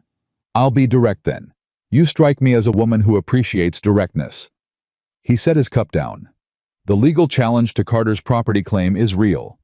I have a strong case. The territorial court in Helena will likely rule in my favor, and when they do, it doesn't just affect the eastern property, it opens questions about the original deed that could affect the entire ranch. I know what you filed, Charlotte said. He looked slightly surprised. Do you? I know what it means. I also know you filed early, which means you're not as confident as you're pretending. Men who are confident let the clock run. Men who are nervous move early and then call it strategy. The smile went smaller and harder. I came to offer something, he said. To you, not to Carter. Charlotte looked at him. You're here on a 3-month arrangement, he said. Debt forgiveness in exchange for housework. I know the terms. He paused. When the legal challenge goes through, and it will go through. Miss Whitmore Carter. Ranch is going to become a very difficult place to be. A contested property, uncertain ownership, frozen operations. The man's going to be in Helena half the time fighting a case he probably won't win. He leaned forward slightly. You don't have to be here for that. You came for 3 months. The debt is forgiven. Carter signed that letter. Your obligation is met. You could go home. You want me to leave, Charlotte said. I want you to make a sensible choice. So that William comes back to an empty ranch and a difficult legal fight and no... She stopped. Grayson's eyes sharpened. He had seen the stop. He filed it away. No support, she finished. That's the plan. I leave. He's isolated. He's distracted. He makes a mistake, or he gets tired and sells. I'm offering you a choice, Grayson said. Not a threat. It's both, Charlotte said. And you know it. He looked at her for a long measuring moment. There's another thing, he said. His voice shifted, went quieter, more careful. The way a man's voice goes when he is about to use something he has been saving. The talk in this town about your arrangement here, it's going to get louder. A woman of your circumstances. The pause. Always the pause. It reflects on Carter the longer you stay. People are starting to say that he couldn't do better, that he's settled, that his judgment is compromised, Charlotte said flatly. People say things. People say things because you told them to. He set down his cup. He looked at her without the smile now. You're a smart woman, Miss Whitmore. Smart enough to know when a situation is costing more than it's worth. Charlotte looked at him. She looked at him the way she had been looking at men like him her whole life. Men who used the word circumstances and the word settled and the word sensible as ways of saying things they were too careful to say plainly. She thought about what it would cost to stand up and tell him to leave. She thought about what it would cost to stay sitting. She stayed sitting. Mr. Grayson, she said, I'm going to say something to you, and I'd like you to hear it properly. She folded her hands on the table. My father's debt is settled.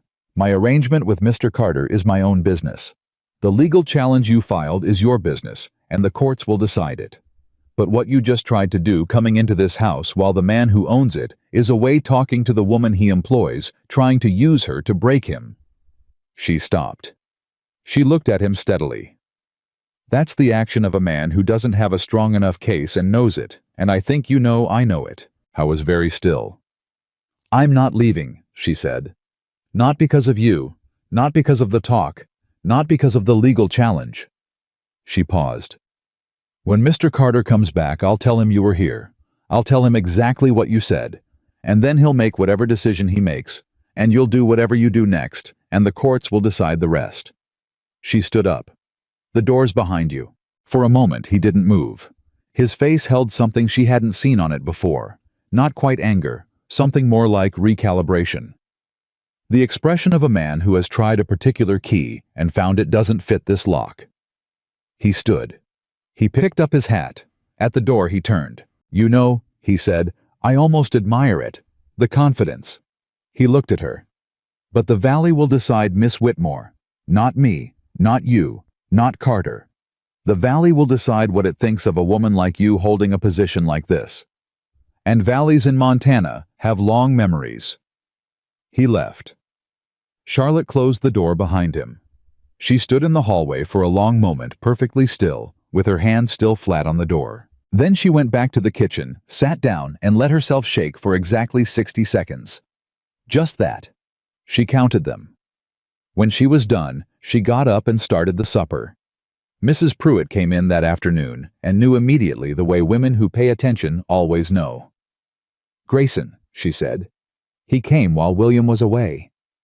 Mrs. Pruitt went very still. What did he say? Charlotte told her. All of it. She used the same words in the same order. She had found over the years that precision was the best defense against the distortions that fear and anger could introduce. Mrs. Pruitt listened without interrupting. When Charlotte was done, the older woman sat down at the table and was quiet for a long moment. He'll tell people you threw him out, she said. Probably. Some will say you were rude, that you overstepped, that a housekeeper doesn't speak to a man like Grayson that way. I know. Are you afraid? Charlotte thought about it honestly.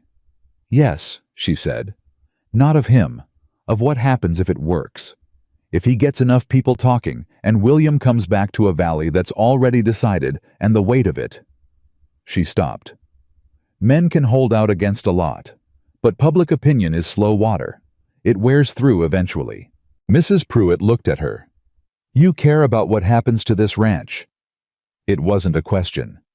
Yes, Charlotte said. You care about what happens to him. Charlotte looked at the table. Charlotte, Mrs. Pruitt said, in a voice that was more gentle than anything she had said in 6 weeks. I watched that man eat alone at this table for 3 years. I watched him do everything right and hold everything together, and never once let anyone close enough to matter. She paused. Then you got here, and in 6 weeks he says your name differently than he says any other word. Charlotte was quiet for a very long time. It doesn't matter, she said. I'm here for 3 months. There are 23 days left in your 3 months, Mrs. Pruitt said. Charlotte looked up. I counted, the older woman said simply.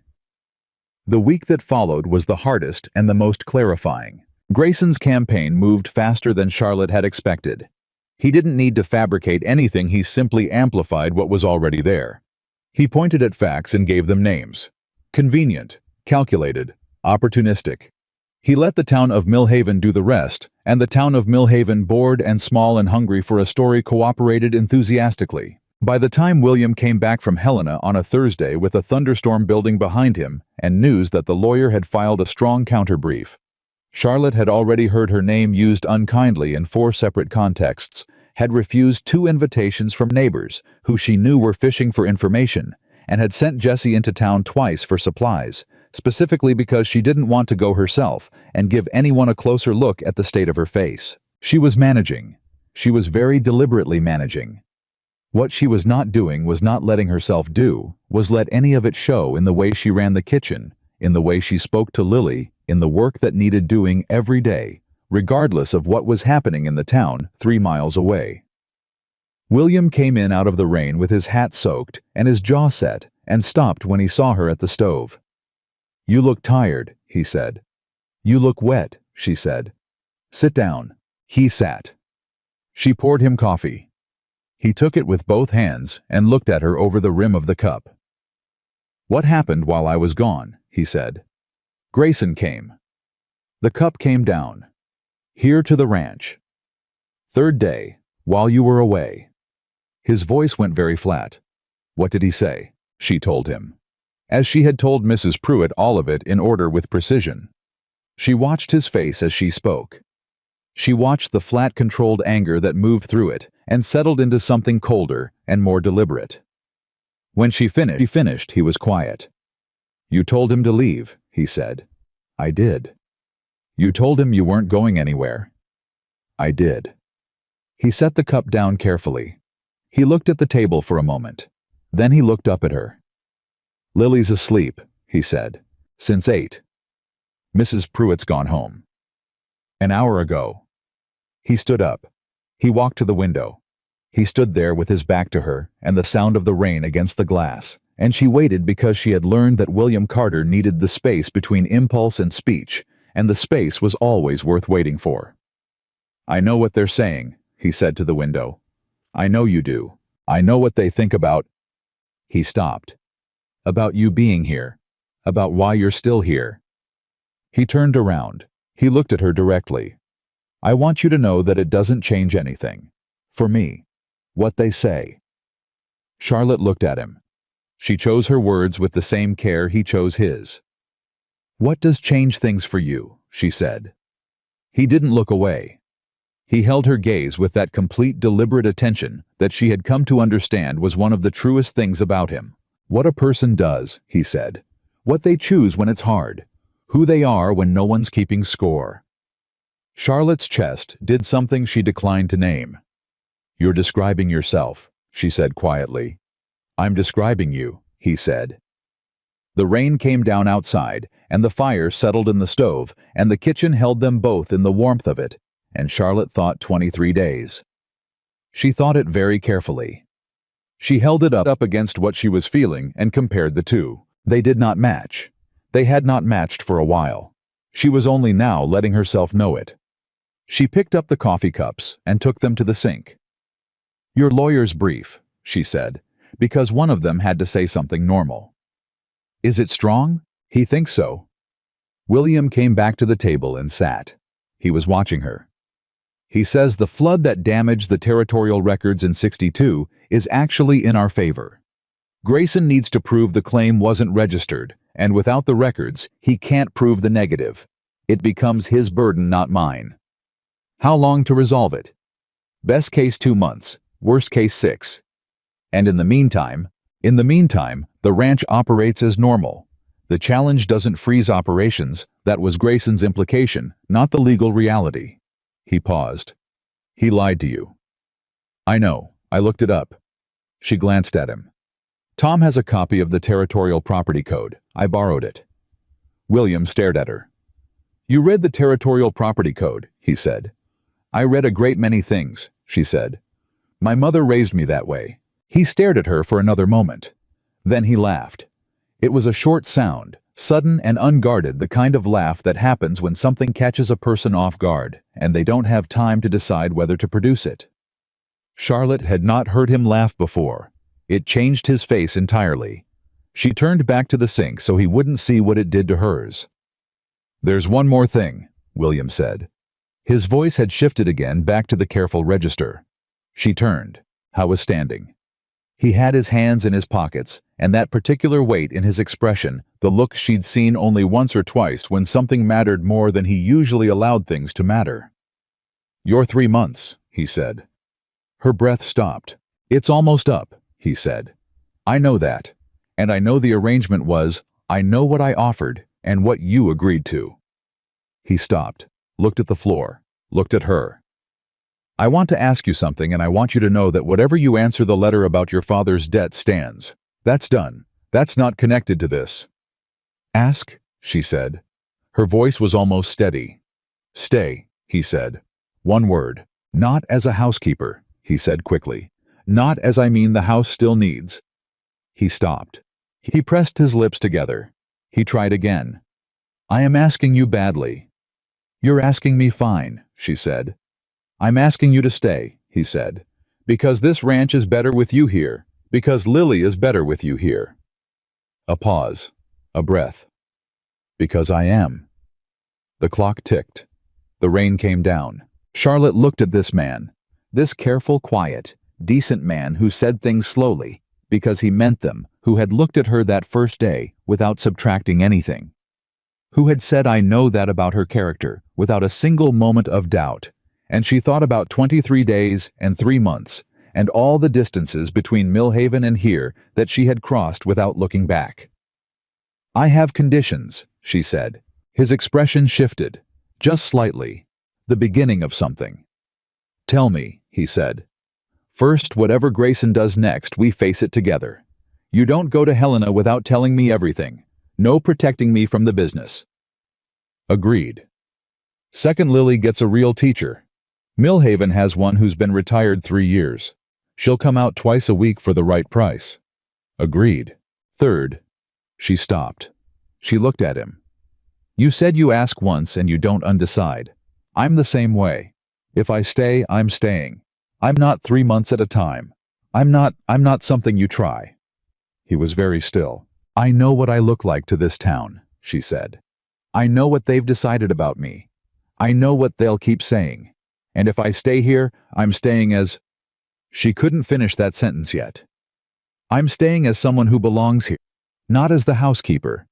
Not as the woman who's still here when 3 months are up." "Yes," he said. "Yes, what?" she said. "I haven't finished." "Yes to all of it," he said. "However you finish that sentence, yes." Charlotte looked at him.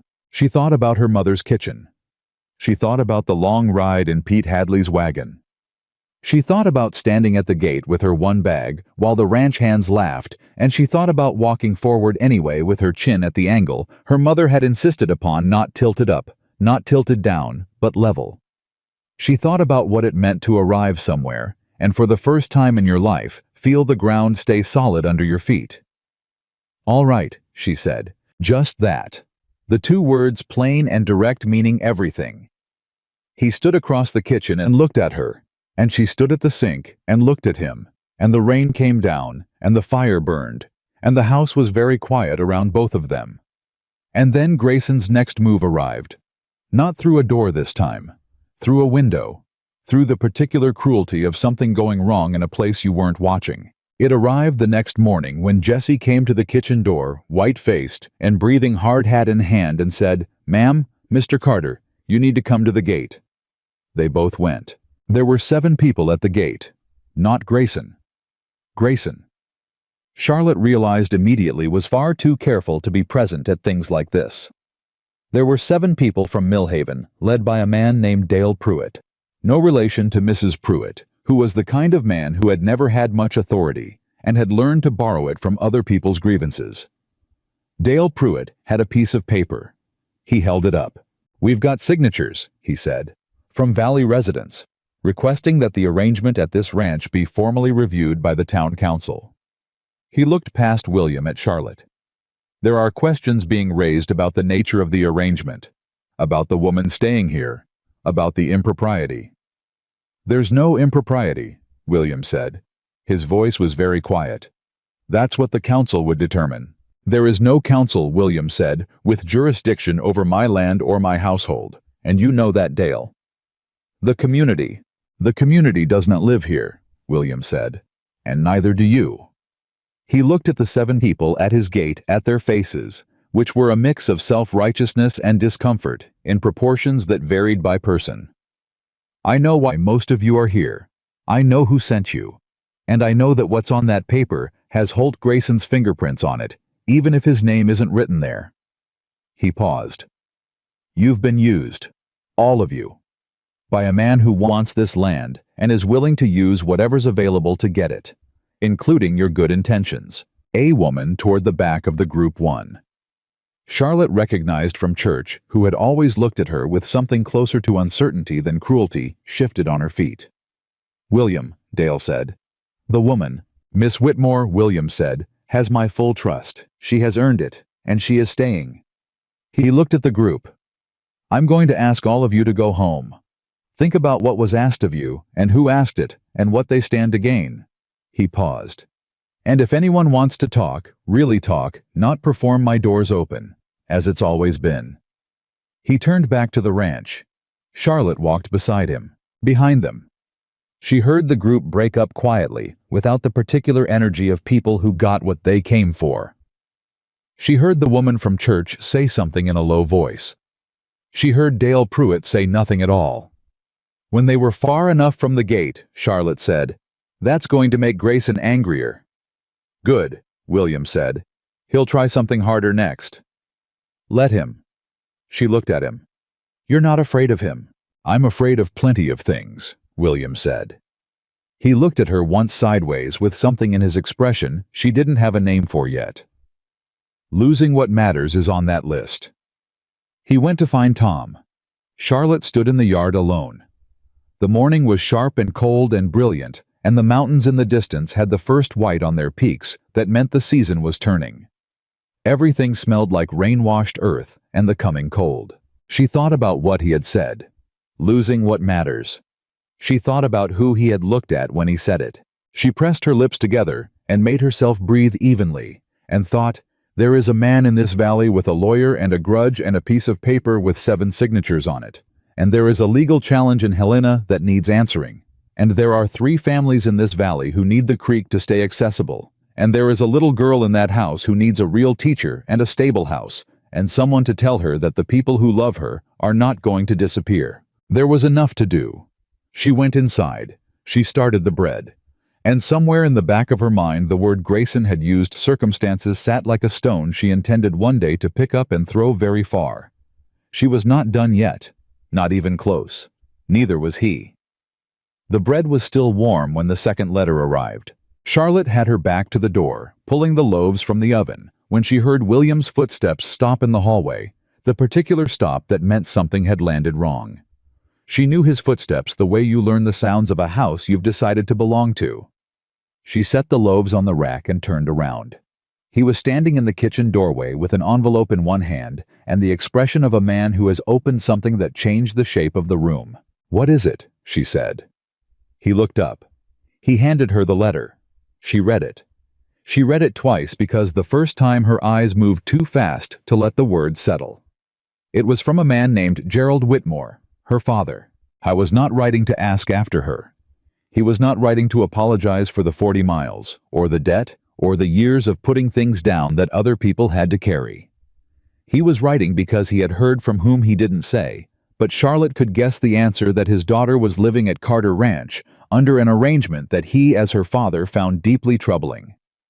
He was writing to inform William Carter that he intended to come to Millhaven to assess the situation, that he had concerns about his daughter's well-being and reputation, that he believed a formal conversation was necessary. The letter was written in the careful, respectable hand of a man who had drunk himself through 3 properties and a marriage, and had somehow preserved through all of it the ability to sound reasonable on paper. Charlotte folded the letter. She set it on the table. "He didn't write to me," she said. "He wrote to you." Yes. Because writing to you positions him as the concerned father protecting his daughter's honor. Writing to me would just be my father writing to me. William looked at her steadily. Grayson got to him, obviously. She pressed her palms flat on the table, breathed. My father is not a cruel man. I want you to understand that. He's a weak man. There's a difference. And weak men are easy to move if you know which direction they want to go already. She paused. He wants to feel like a father. He wants to feel like he's doing something righteous. Grayson handed him a way to do that, and my father took it because it cost him nothing and made him feel large. What do you want to do? William said. She looked at him. The question still surprised her the way he asked it. Not what should we do? Not what do you think he'll do, but what do you want? As if her want was the first thing to establish. I want to handle it, she said. I want to talk to him before he arrives and before he says anything to anyone in town that Grayson can use. She paused. Can I have the wagon tomorrow? I'll take you, William said. You don't have to. I know I don't have to, he said. I'm going. She looked at him for a moment. She thought about arguing. She thought about the 11 different reasons she was capable of handling her own father without an escort. She thought about what it meant that he had said, I'm going with exactly that tone. Not I'll go with you, which was an offer, but I'm going, which was a decision, and she decided that some things were worth letting happen. Fine, she said. Fine, he agreed. She turned back to the bread. Her hands were steady. She was making them steady. This, she thought, was the thing Grayson hadn't calculated, that she had been making her hands steady her whole life, and she was very good at it by now. They left at first light. The ride to Millhaven took the better part of the morning, and they covered most of it in the particular silence that had developed between them over weeks. The kind that didn't require filling, that had its own texture and warmth, that meant something different from the silence between strangers. About an hour out, William said, Tell me about him. Charlotte kept her eyes on the road. My father. If you want to. She thought about it. She had told the practical facts already, the debt, the Kansas property, the pattern of it. She had not told the rest. I was different before my mother got sick, she said. I know that's what everyone says about their fathers, but it's true of mine. He was not great but trying. He worked. He kept his promises most of the time. He was funny in a quiet way. He knew the names of birds. She paused. When she died, it was like watching a house with the supports pulled out. Everything just slowly came down. And the terrible thing about it was that you could see it happening and there was nothing to do. He didn't want to be saved. He just wanted her back, and since he couldn't have that, he wanted to not feel it. William was quiet. I kept trying to be enough, Charlotte said. For about 2 years after she died, I thought that if I was useful enough and capable enough and present enough, it would fill something. Give him a reason. She looked at her hands in her lap. It doesn't work that way. A person has to want the reason. You can't want it for them hard enough to make it take. You were 17, William said. 18 by the time I stopped trying. She said it without self-pity. Just information. The way you state the weather that happened years ago on a day you remember. And you've been managing him since. Managing the consequences of him. There's a difference. William looked at the road. You shouldn't have had to. No, she agreed. But I did. And it taught me things. She glanced at him. How to read a room before I walk into it. How to know what a person actually needs versus what they say they need. How to keep a house running when the person who's supposed to be running it isn't. She paused. It also taught me that I don't want to spend my life waiting for someone to finally decide I'm worth staying sober for. The wagon moved through the morning. For what it's worth, William said you are. She looked at him. He was watching the road. His jaw was set in the way it got when he had said something true and was letting it stand without decoration. Charlotte looked at the road too. She said nothing. She didn't need to. They found her father at the boarding house on the east end of Millhaven, which was where men of Gerald Whitmore's particular circumstances ended up when their circumstances had come sufficiently apart. He was in the common room when they arrived, and he stood up when Charlotte walked in, and had the expression of a man who has been rehearsing an emotion and is now uncertain whether he's performing it correctly. "Charlotte," he said. "Papa." He looked at William behind her. Something moved across his face. Complicated layered the particular shame of a man who knows he has done wrong and is trying to find a framing in which he is still the righteous one. "You must be Carter," he said. "I am," William said. He shook the man's hand with the formal care of someone managing something fragile. "Mr. Whitmore." They sat. Charlotte looked at her father. He was thinner than when she'd left. He had the look of a man who was not eating regularly, which meant the money was going somewhere else. She felt the old familiar pull, the instinct to fix, to manage, to smooth, and she let it pass through her without acting on it. "You got our letter," she said. "I got a letter from a man named Grayson," he said. "He came to see me 3 weeks ago. Said he was concerned about you." "He's concerned about the ranch," Charlotte said. "He wants to buy it. My being here makes it harder for him to do that, so he came to you." Her father blinked. He said whatever would move you," Charlotte said, not unkindly. "He's good at that. What did he tell you, that I was in a compromised position, that my reputation was suffering, that as my father, you had a responsibility?" Gerald Whitmore looked at the table.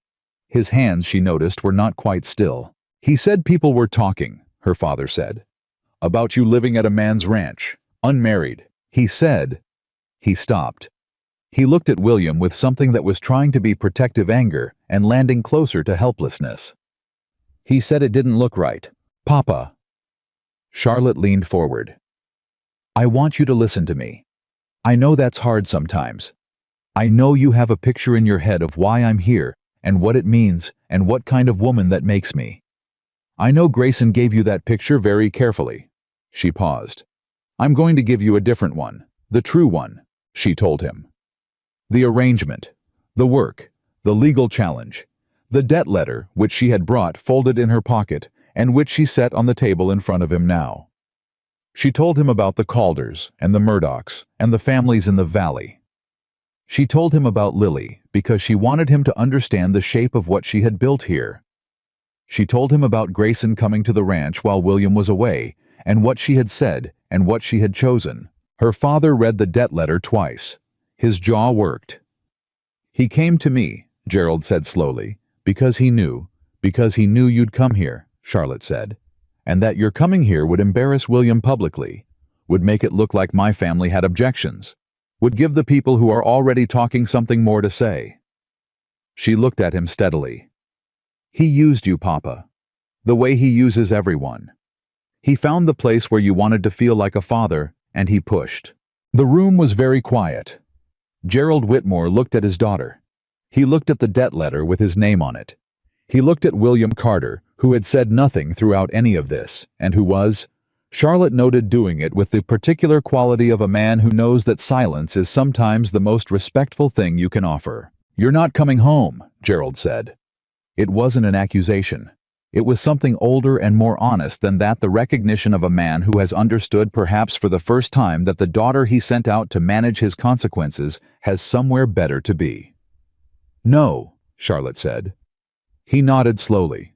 Once. The nod of a man receiving information and deciding to believe it, even though it cost him something. "This man," he said without looking at William, "he's treating you right." "Yes," Charlotte said. "He knows what he's got."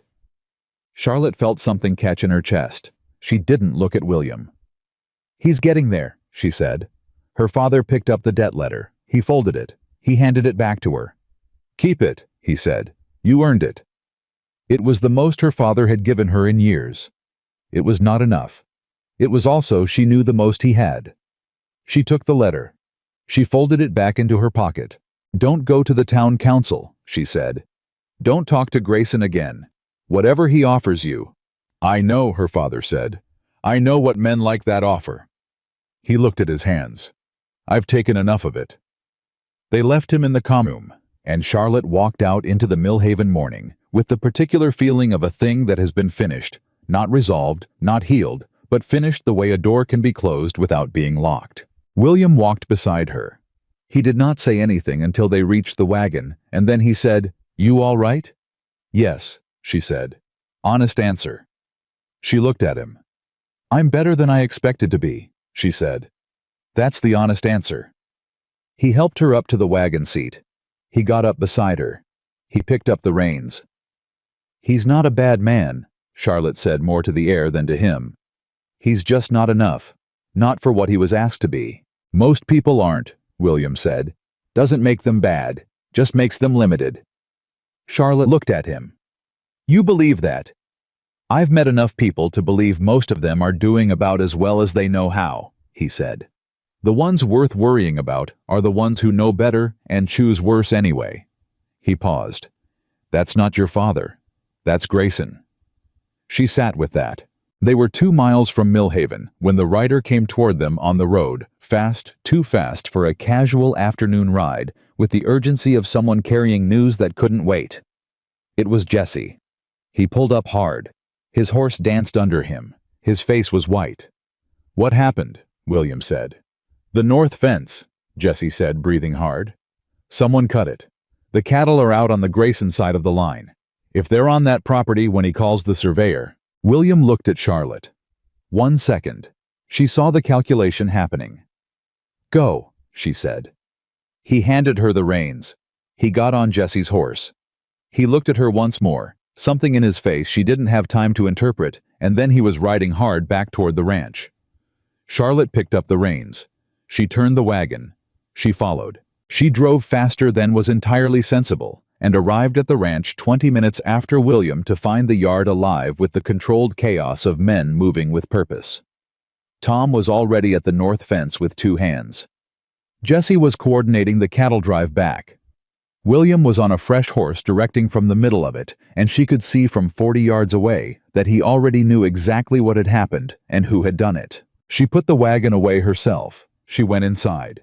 She found Mrs. Pruitt in the kitchen. How bad? Charlotte said. Could have been worse. Tom thinks 15 head crossed the line. They got 12 back already. Mrs. Pruitt was cutting something with the focused energy of a woman displacing worry into useful action. But the surveyor was already there. Grayson called him in this morning, before the fence was cut. Charlotte went still. The surveyor was there before. Yes. Which means Grayson knew the cattle would be there, Mrs. Pruitt said. Which means someone cut that fence on Grayson's instruction, and the surveyor was already in place to document the trespass. Charlotte felt the shape of it. Clean and cold and deliberate. He's going to file a trespass claim, she said. Against the legal challenge. He's building a counter-argument that Carter Ranch is operating outside its boundaries, and if he can show trespass on the disputed property, he complicates the counter-brief, Mrs. Pruitt said grimly. Yes. Charlotte sat down. She thought. She thought fast. The surveyor, she said. He was hired by Grayson. Yes. Which means his documentation is Grayson's documentation. But a surveyor is a licensed official. His records are filed with the territorial office. She looked up. If we file our own survey request today before the day's out, and the 2 surveys document the same positions, Grayson loses the ability to claim our survey is self-serving, Mrs. Pruitt said slowly. And if the cattle are already back on our side, there's nothing to document on his side. They looked at each other. Who rides fastest? Charlotte said. Jesse, but he's at the fence. Who's second? Daniel. Young hand, been here 4 months. Get Daniel, Charlotte said. I need him to ride to the county surveyor's office and file an independent survey request for the north boundary of Carter Ranch. Today, before close of business. She was already moving to the desk in the corner where William kept the property documents. I'll write the request. He takes it and rides. Carter didn't authorize.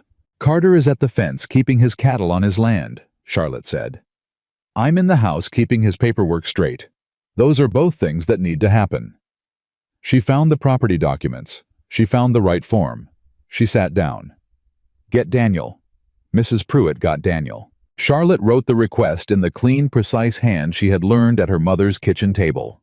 She used the correct legal terminology because she had read the Territorial Property Code 3 times now, and she knew exactly what was needed.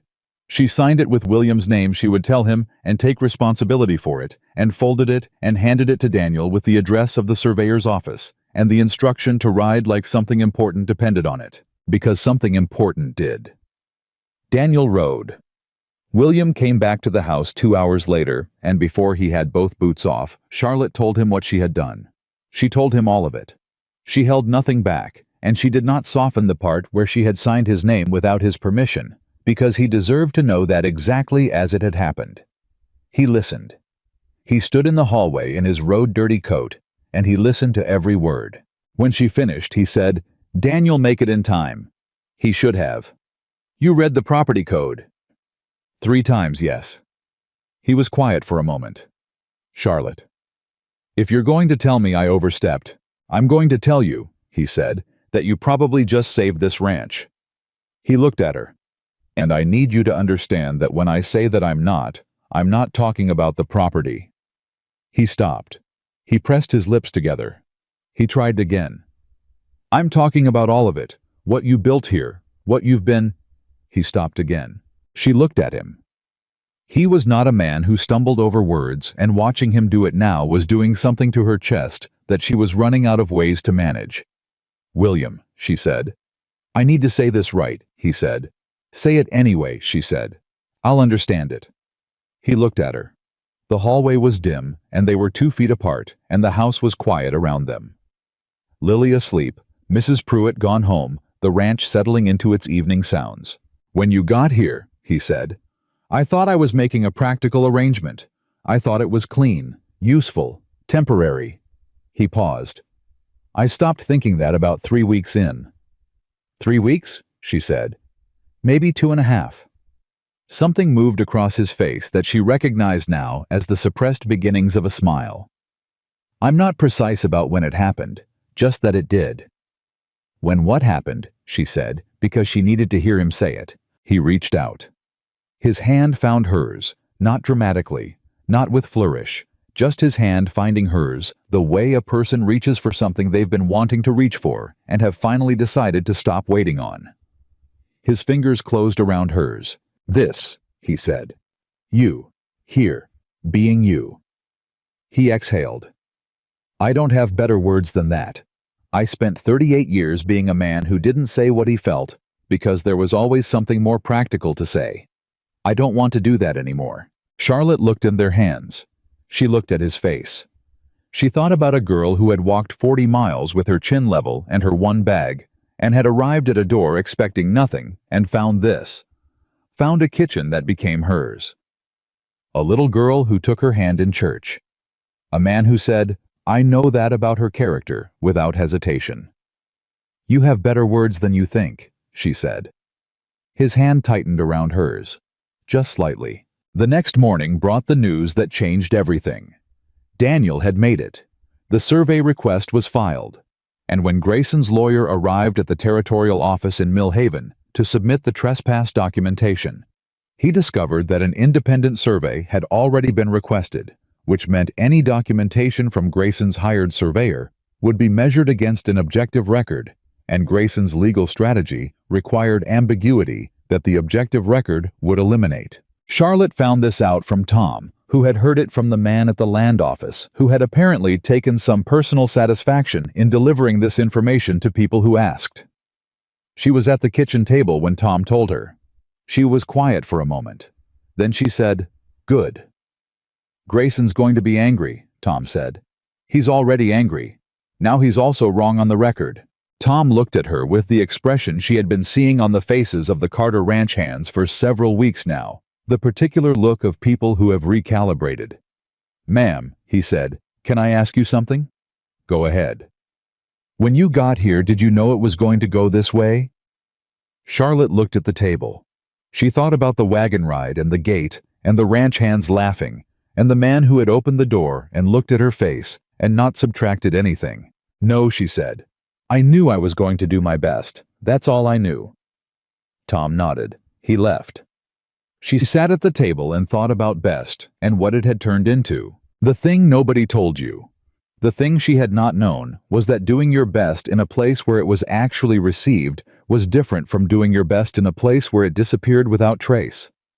She had been doing her best her whole life in rooms where nobody was watching for people who were too busy or too absent or too reduced by their own troubles to notice. And she had kept doing it anyway, because that was who she was, not because it was rewarded. But this was different. This was a kitchen that carried the evidence of her care every morning. This was a little girl who had learned 12 new things this week from the retired schoolteacher Charlotte had hired on William's behalf. This was a valley full of families who had borrowed the Carter Ranch draft horse and gotten medicine for their children and found water for their wells, and who had started quietly without announcement to see her differently. This was a man who held her hand in a hallway and said, "I don't want to do that anymore." Charlotte was 30 days past her 3 months. She was not counting anymore. The Valley Council, Millhaven's informal authority, which met at the church on the last Thursday of every month, called a meeting. Charlotte found out from Adelaide Marsh, who had become something close to an ally over the preceding weeks, in the way that women sometimes become allies after initial hostility, slowly, practically through the shared experience of dealing with a common problem. Adelaide came to the ranch on a Wednesday, and she sat in the kitchen and drank Charlotte's coffee and said, "Grayson's calling for a vote, Valley residents, on whether Carter Ranch's operations should be suspended pending the property challenge resolution." Charlotte set her cup down. "He can't legally do that." "No. But he can create enough public pressure that William's business relationships, his trading partners, the family that buys his cattle, the mill that processes his grain, start to feel uncomfortable. A vote doesn't have legal force. It has social force." "When's the meeting?" "Thursday, 2 days." Charlotte looked at Adelaide. "He's calling this now because the survey filing blocked the trespass angle and he needs a new pressure point." "Yes. If we don't go, he controls the narrative.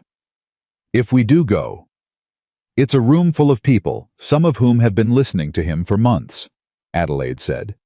"And some of whom—" She paused. She looked at her cup.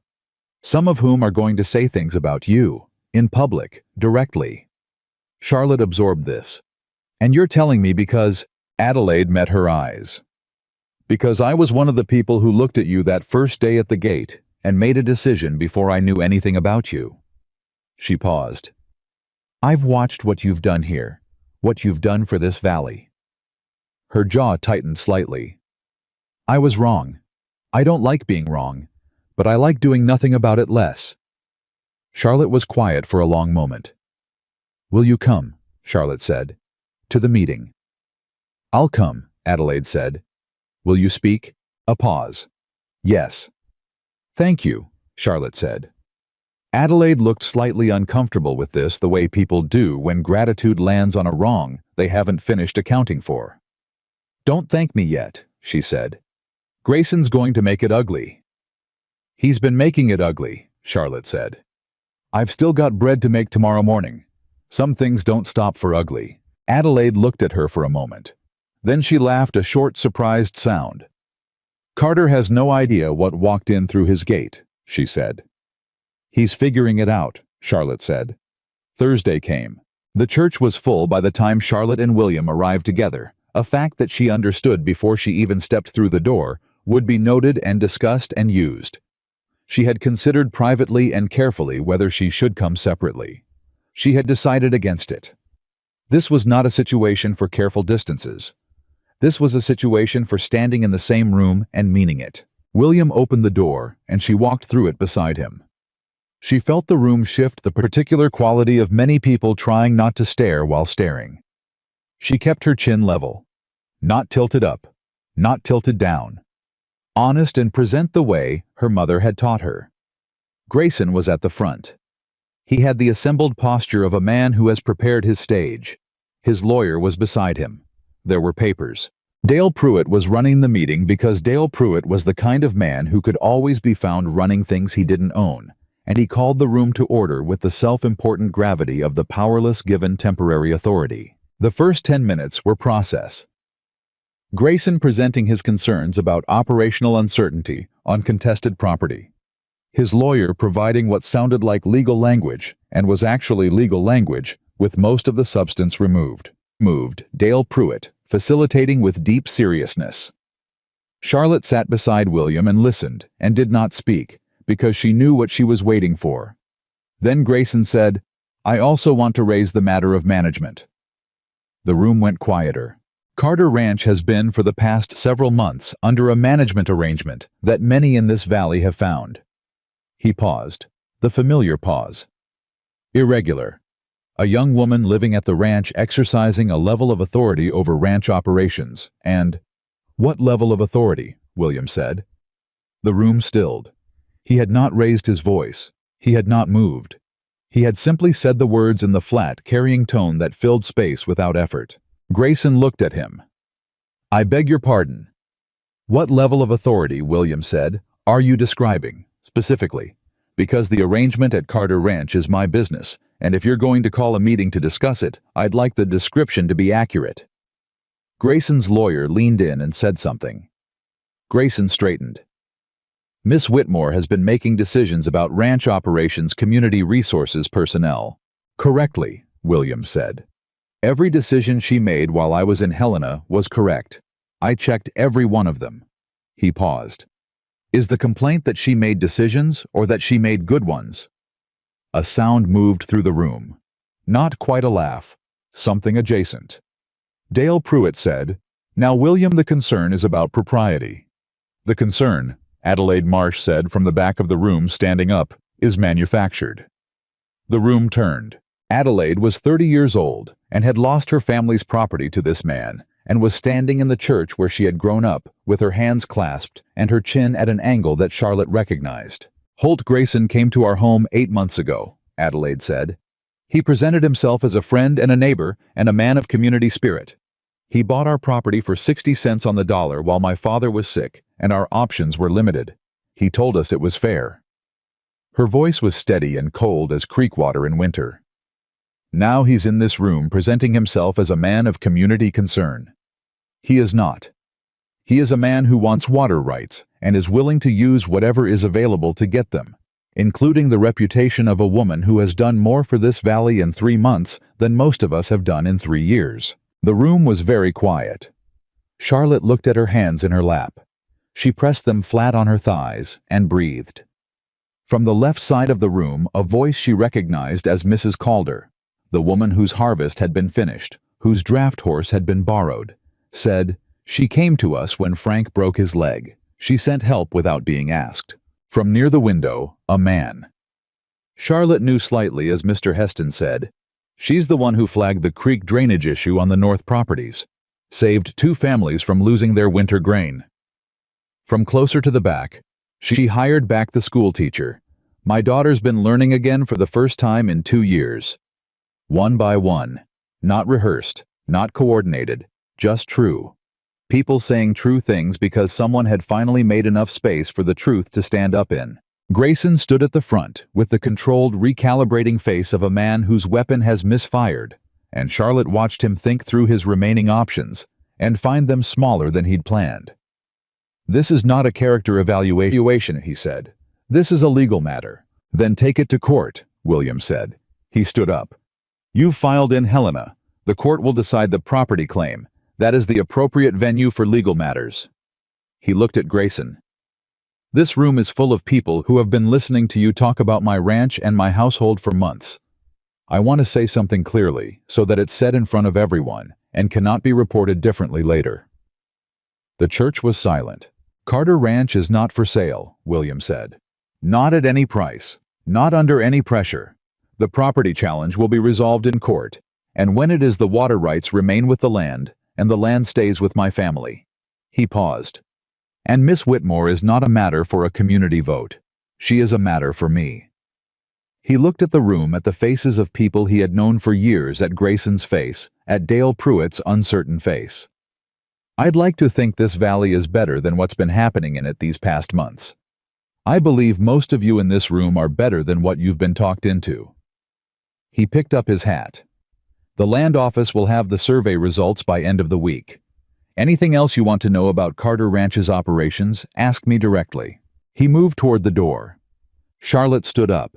She stood up beside him, and she turned and looked at the room, at all of it, at every face, at the woman who had said something in her favor at the back, and the man near the window, and Mrs. Calder and Adelaide Marsh standing with her hands still clasped, and she felt something settle in her that had been unsettled for 25 years. She did not say anything. She didn't need to. She walked out beside William into the Montana evening. Outside he stopped. He let out a breath. He looked at the stars beginning above them. "Well," he said. "Well," she agreed. "Grayson's not done."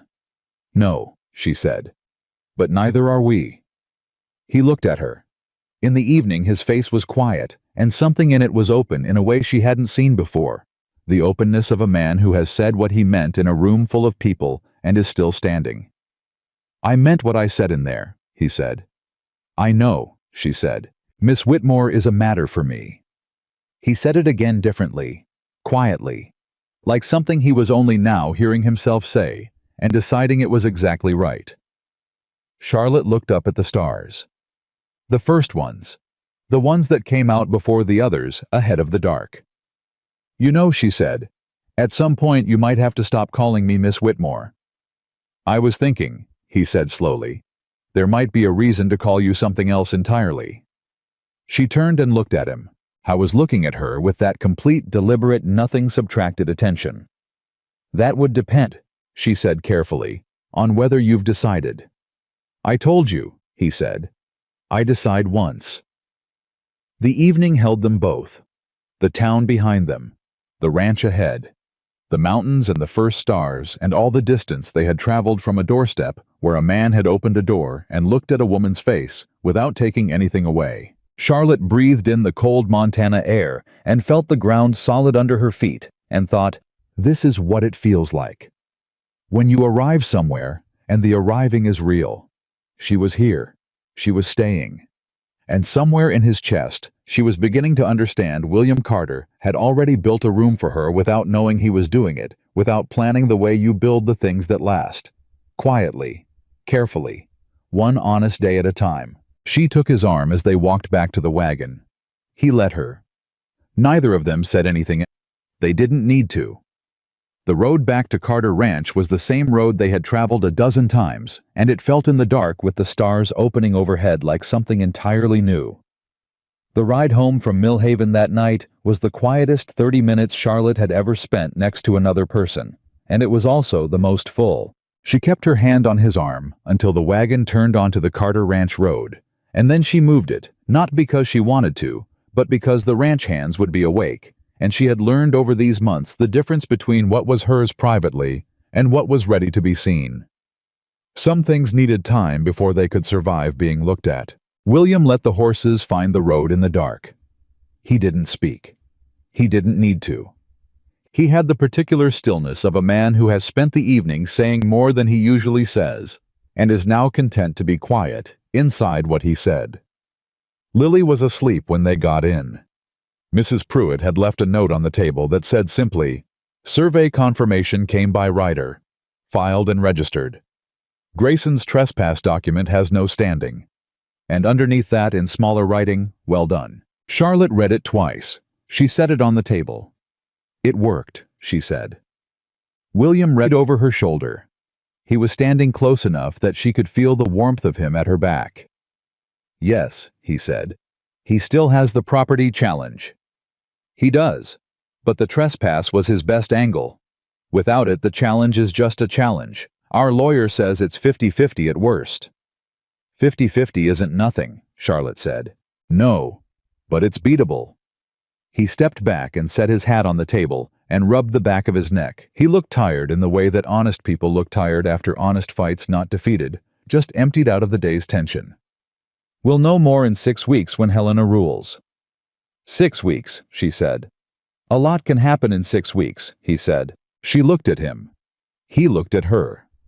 There was a charge in the quiet between them that had nothing to do with Grayson, or the property claim, or the Valley Council, and both of them knew it, and both of them let it sit there for a moment longer before Charlotte said, "Get some sleep, William," and he said, "You too, Charlotte," and they went their separate ways down the hall. She lay in the dark and listened to the ranch and thought 6 weeks. A lot can happen. It did not take 6 weeks. It took 4 days. The letter from Helena arrived on a Tuesday morning, and William was already out at the north fence when it came, So it was Charlotte who took it from the rider and held it and felt the particular weight of something that contains either good news or the other kind.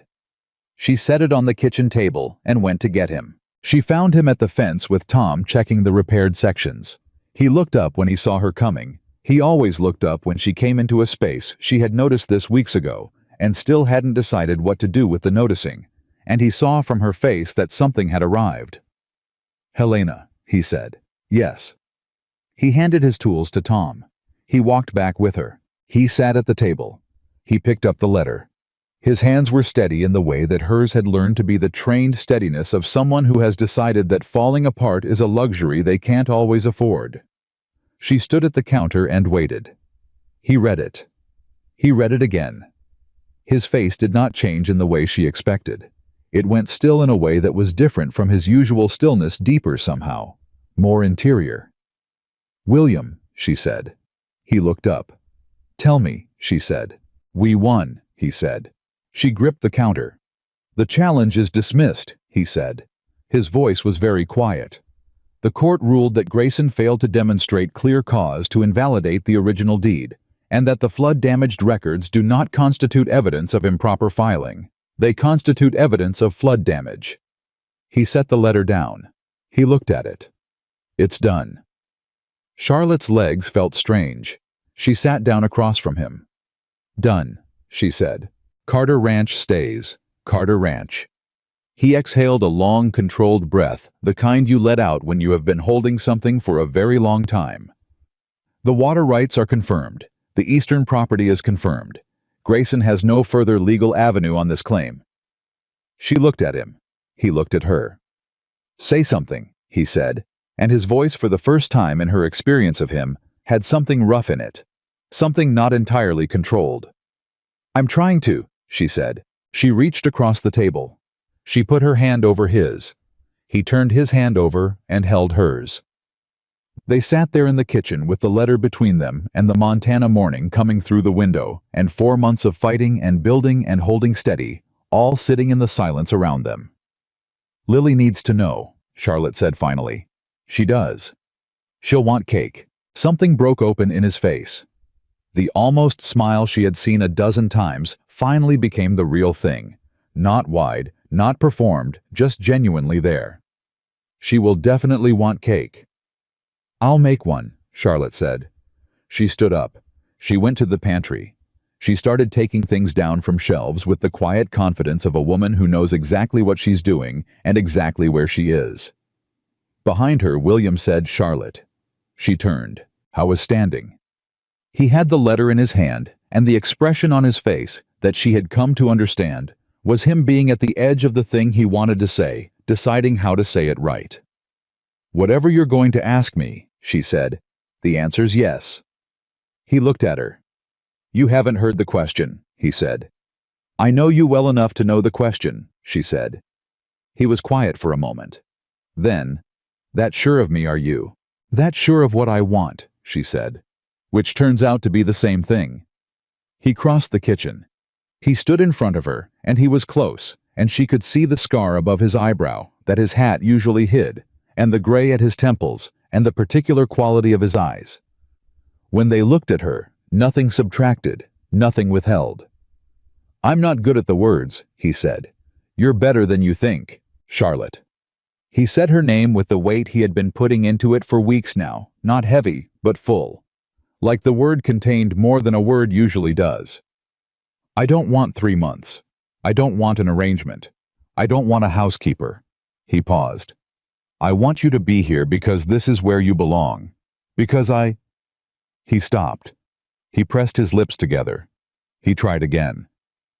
"Because I have been a man who kept everything at a distance for a very long time, and I am asking you to not let me do that anymore." The kitchen was very still. "That's not quite a question," she said quietly. "Will you marry me?" he said.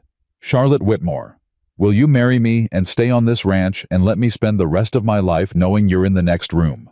She looked at him. This man. This careful, quiet, decent man who had opened a door and looked at her face and not taken anything away. Who had said, "I know that," without hesitation. who had stood in a church meeting and said her name like it meant something to be defended. "Yes," she said. He exhaled. "Yes," she said again, because once wasn't enough for the size of it. He put his hand on the side of her face. Careful, like something he had been wanting to do for a long time, and was only now allowing. She leaned into it. Just slightly.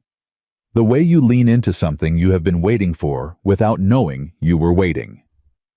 The door banged open. Lily came in at a run and stopped dead when she saw them standing that close in the kitchen with the letter on the table and something on both their faces that she clearly didn't have full context for, but immediately understood was significant.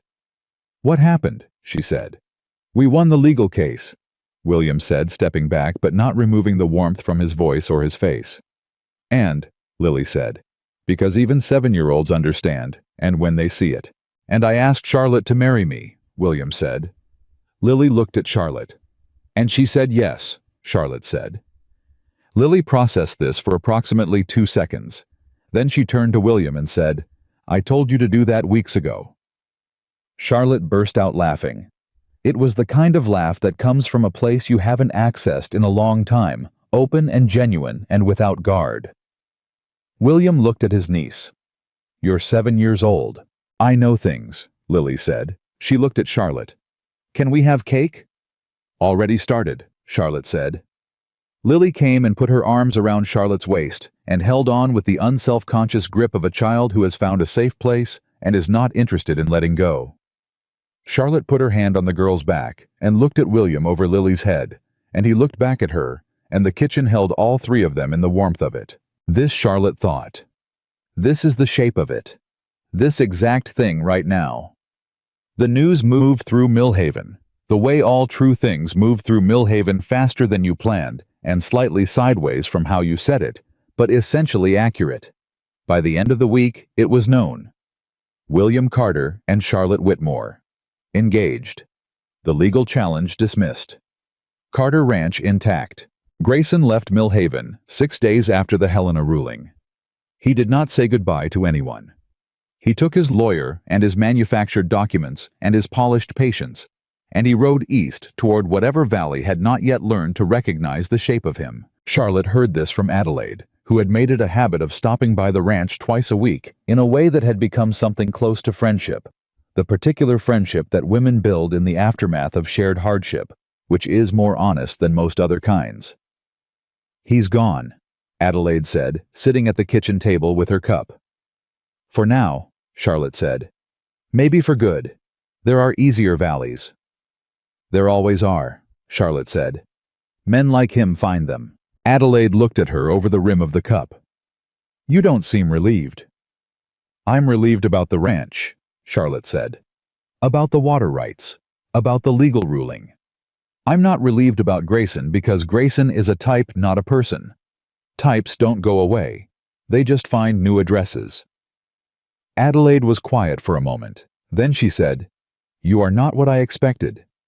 "You've mentioned that. I mean it differently now." She set down her cup. "When you arrived here, I thought I knew what I was looking at. A woman in a difficult position making practical choices." She paused. "I didn't see the rest of it. What you actually were." She looked at the kitchen, the evidence of Charlotte's months in it, the clean order, the warmth of use and care. "What you built here." "I had good material," Charlotte said. "You had a cold, empty house and a man who hadn't let anyone in 10 years, Adelaide said. "That's not good material, that's a project." Charlotte smiled. It was a real smile, the kind that belonged only in rooms where you were comfortable. "William's not a project," she said. "He was always this. He just needed—" "You," Adelaide said. "Room," Charlotte said. "He needed someone to make room for the part of him that already knew how to be this. It was in there. It just didn't have anywhere to go." Adelaide looked at her for a long moment. "You love him," she said, and it wasn't a question. Charlotte didn't look away. "Yes," she said. "Thoroughly." The words sat between them plain and solid and without apology. "Good," Adelaide said. She picked up her cup. "He's going to need that. Running this ranch for another 30 years, managing this valley." She paused. He needs someone who loves him thoroughly, not partially, not carefully. She looked at the window. Lord knows I've seen what partial and careful builds. It builds my family's history. Charlotte heard what was underneath that. She let it be there without pushing on it. Your family's history, she said carefully, is not your future. Adelaide looked at her. Something moved across her face that was too new to have a name, yet the beginning of something she hadn't let herself start. No, she said. I suppose it's not. She left an hour later, and Charlotte stood in the yard and watched the wagon go, and thought about the particular way things move in a small valley.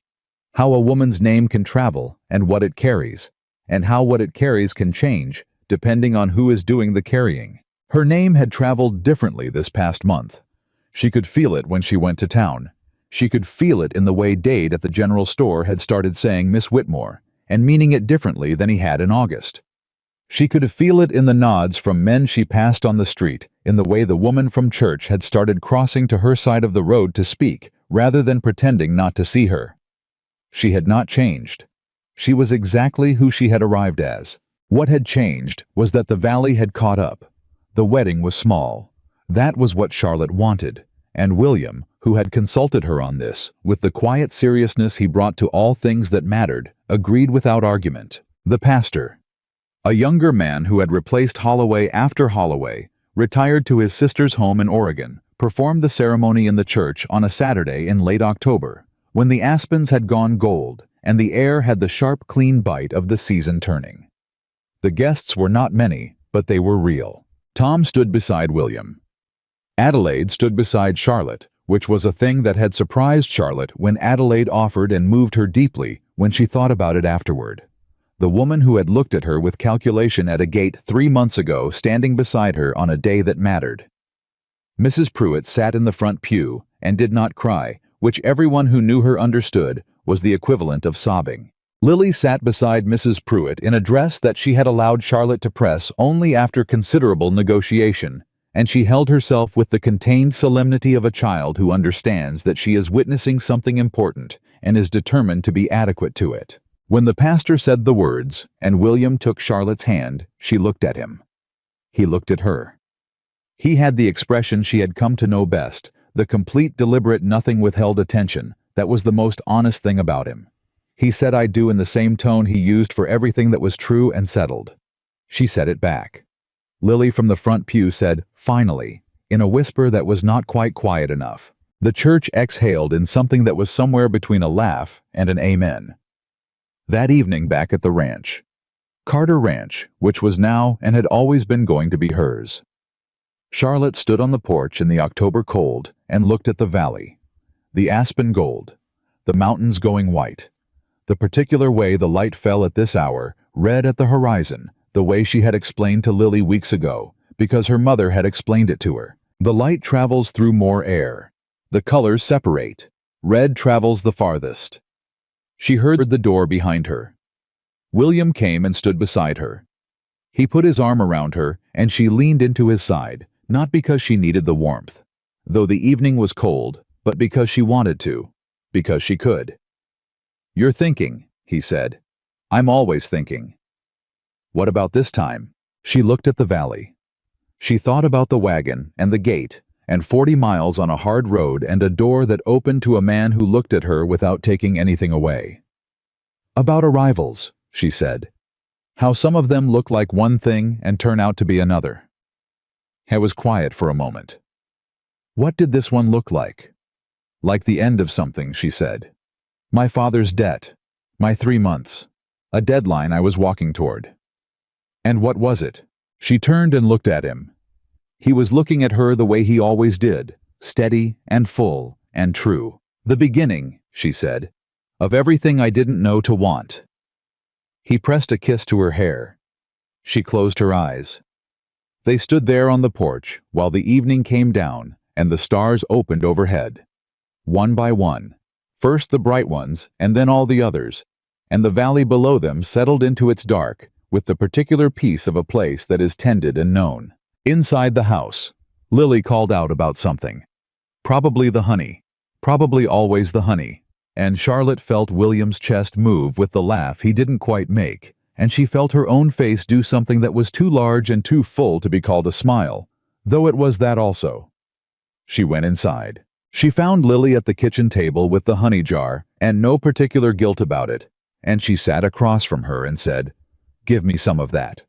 And Lily passed it with a grin that was all her mother's stubbornness, and all her uncle's quiet and something new that belonged to nobody else. William came in behind them, and sat at the head of the table, and picked up the honey after Charlotte, and they all sat in the kitchen that smelled of the evening meal, and the last of the cake, and the wood heat of the stove. And nobody said anything for a while because nobody needed to. Later, when Lily was in bed, and Mrs. Pruitt's absence had left the house to just the two of them, Charlotte and William sat at the kitchen table with their cups and the lamp between them, and the night outside, deep and still. "Your father wrote again," William said. She looked up. "When?" "This morning. I was going to tell you after the ceremony. Didn't want it in the middle of the day." He passed the letter across the table. She opened it. She read it. It was short. Gerald Whitmore was not a man who wrote well when he was being sincere. The facility of the language left him when the performance did. This letter was halting and spare the way true things sometimes are. He said he had heard she was married. He said he hoped she was well. He said, and this was the sentence she read twice, as she had read the other letter twice, in the same kitchen at the same table. "I should have been the kind of father you deserved. I wasn't. I'm sorry, Charlotte. You built a good life in spite of me, not because of me. I hope you know that's a testament to you, not a debt to me." She folded the letter. She set it on the table. She looked at it for a moment. "He's not wrong," William said quietly. "No," she said. "Are you all right?" She thought about it. She turned the question over honestly, the way she tried to do with all the questions worth asking. "I'm better than all right," she said. She stopped. She looked at the kitchen, the stove and the shelf of good china that was no longer dusty, and the table scarred from years of use, and the lamp, and the man across from her, and the sleeping child in the next room. "I'm where I'm supposed to be. I don't know how else to say it." "That's enough," he said. "That's exactly enough." She reached across the table, and he took her hand. Outside, the Montana night was big and cold, and indifferent, the way it always was, the way she had always liked it. The sky stretching on without apology, the stars in their fixed places, the world below, having nothing to do with the vast dark above, except to exist inside it, warm and small and real. Charlotte Whitmore. Charlotte Carter now had arrived on a Wednesday in August, with one bag and a rehearsed apology and a chin held level by a woman who was no longer alive to see what the leveling had built. She had arrived expecting 3 months and found a life. She had arrived expecting to be the kind of woman other people decided about, and found instead a man who had never decided anything about her, except that she was worth deciding for. The valley had laughed. The valley had talked. The valley had sent people to her gate with pieces of paper and borrowed indignation. And the valley had eventually caught up. Not because she had fought it, but because she had simply continued to be herself in the kitchen every morning, and at the fence, when the fence needed mending, and at the gate when families came needing, and in the church meeting when the truth needed saying, until the weight of all that continuing finally tipped the scales. She was not the girl they had decided about. She never had been.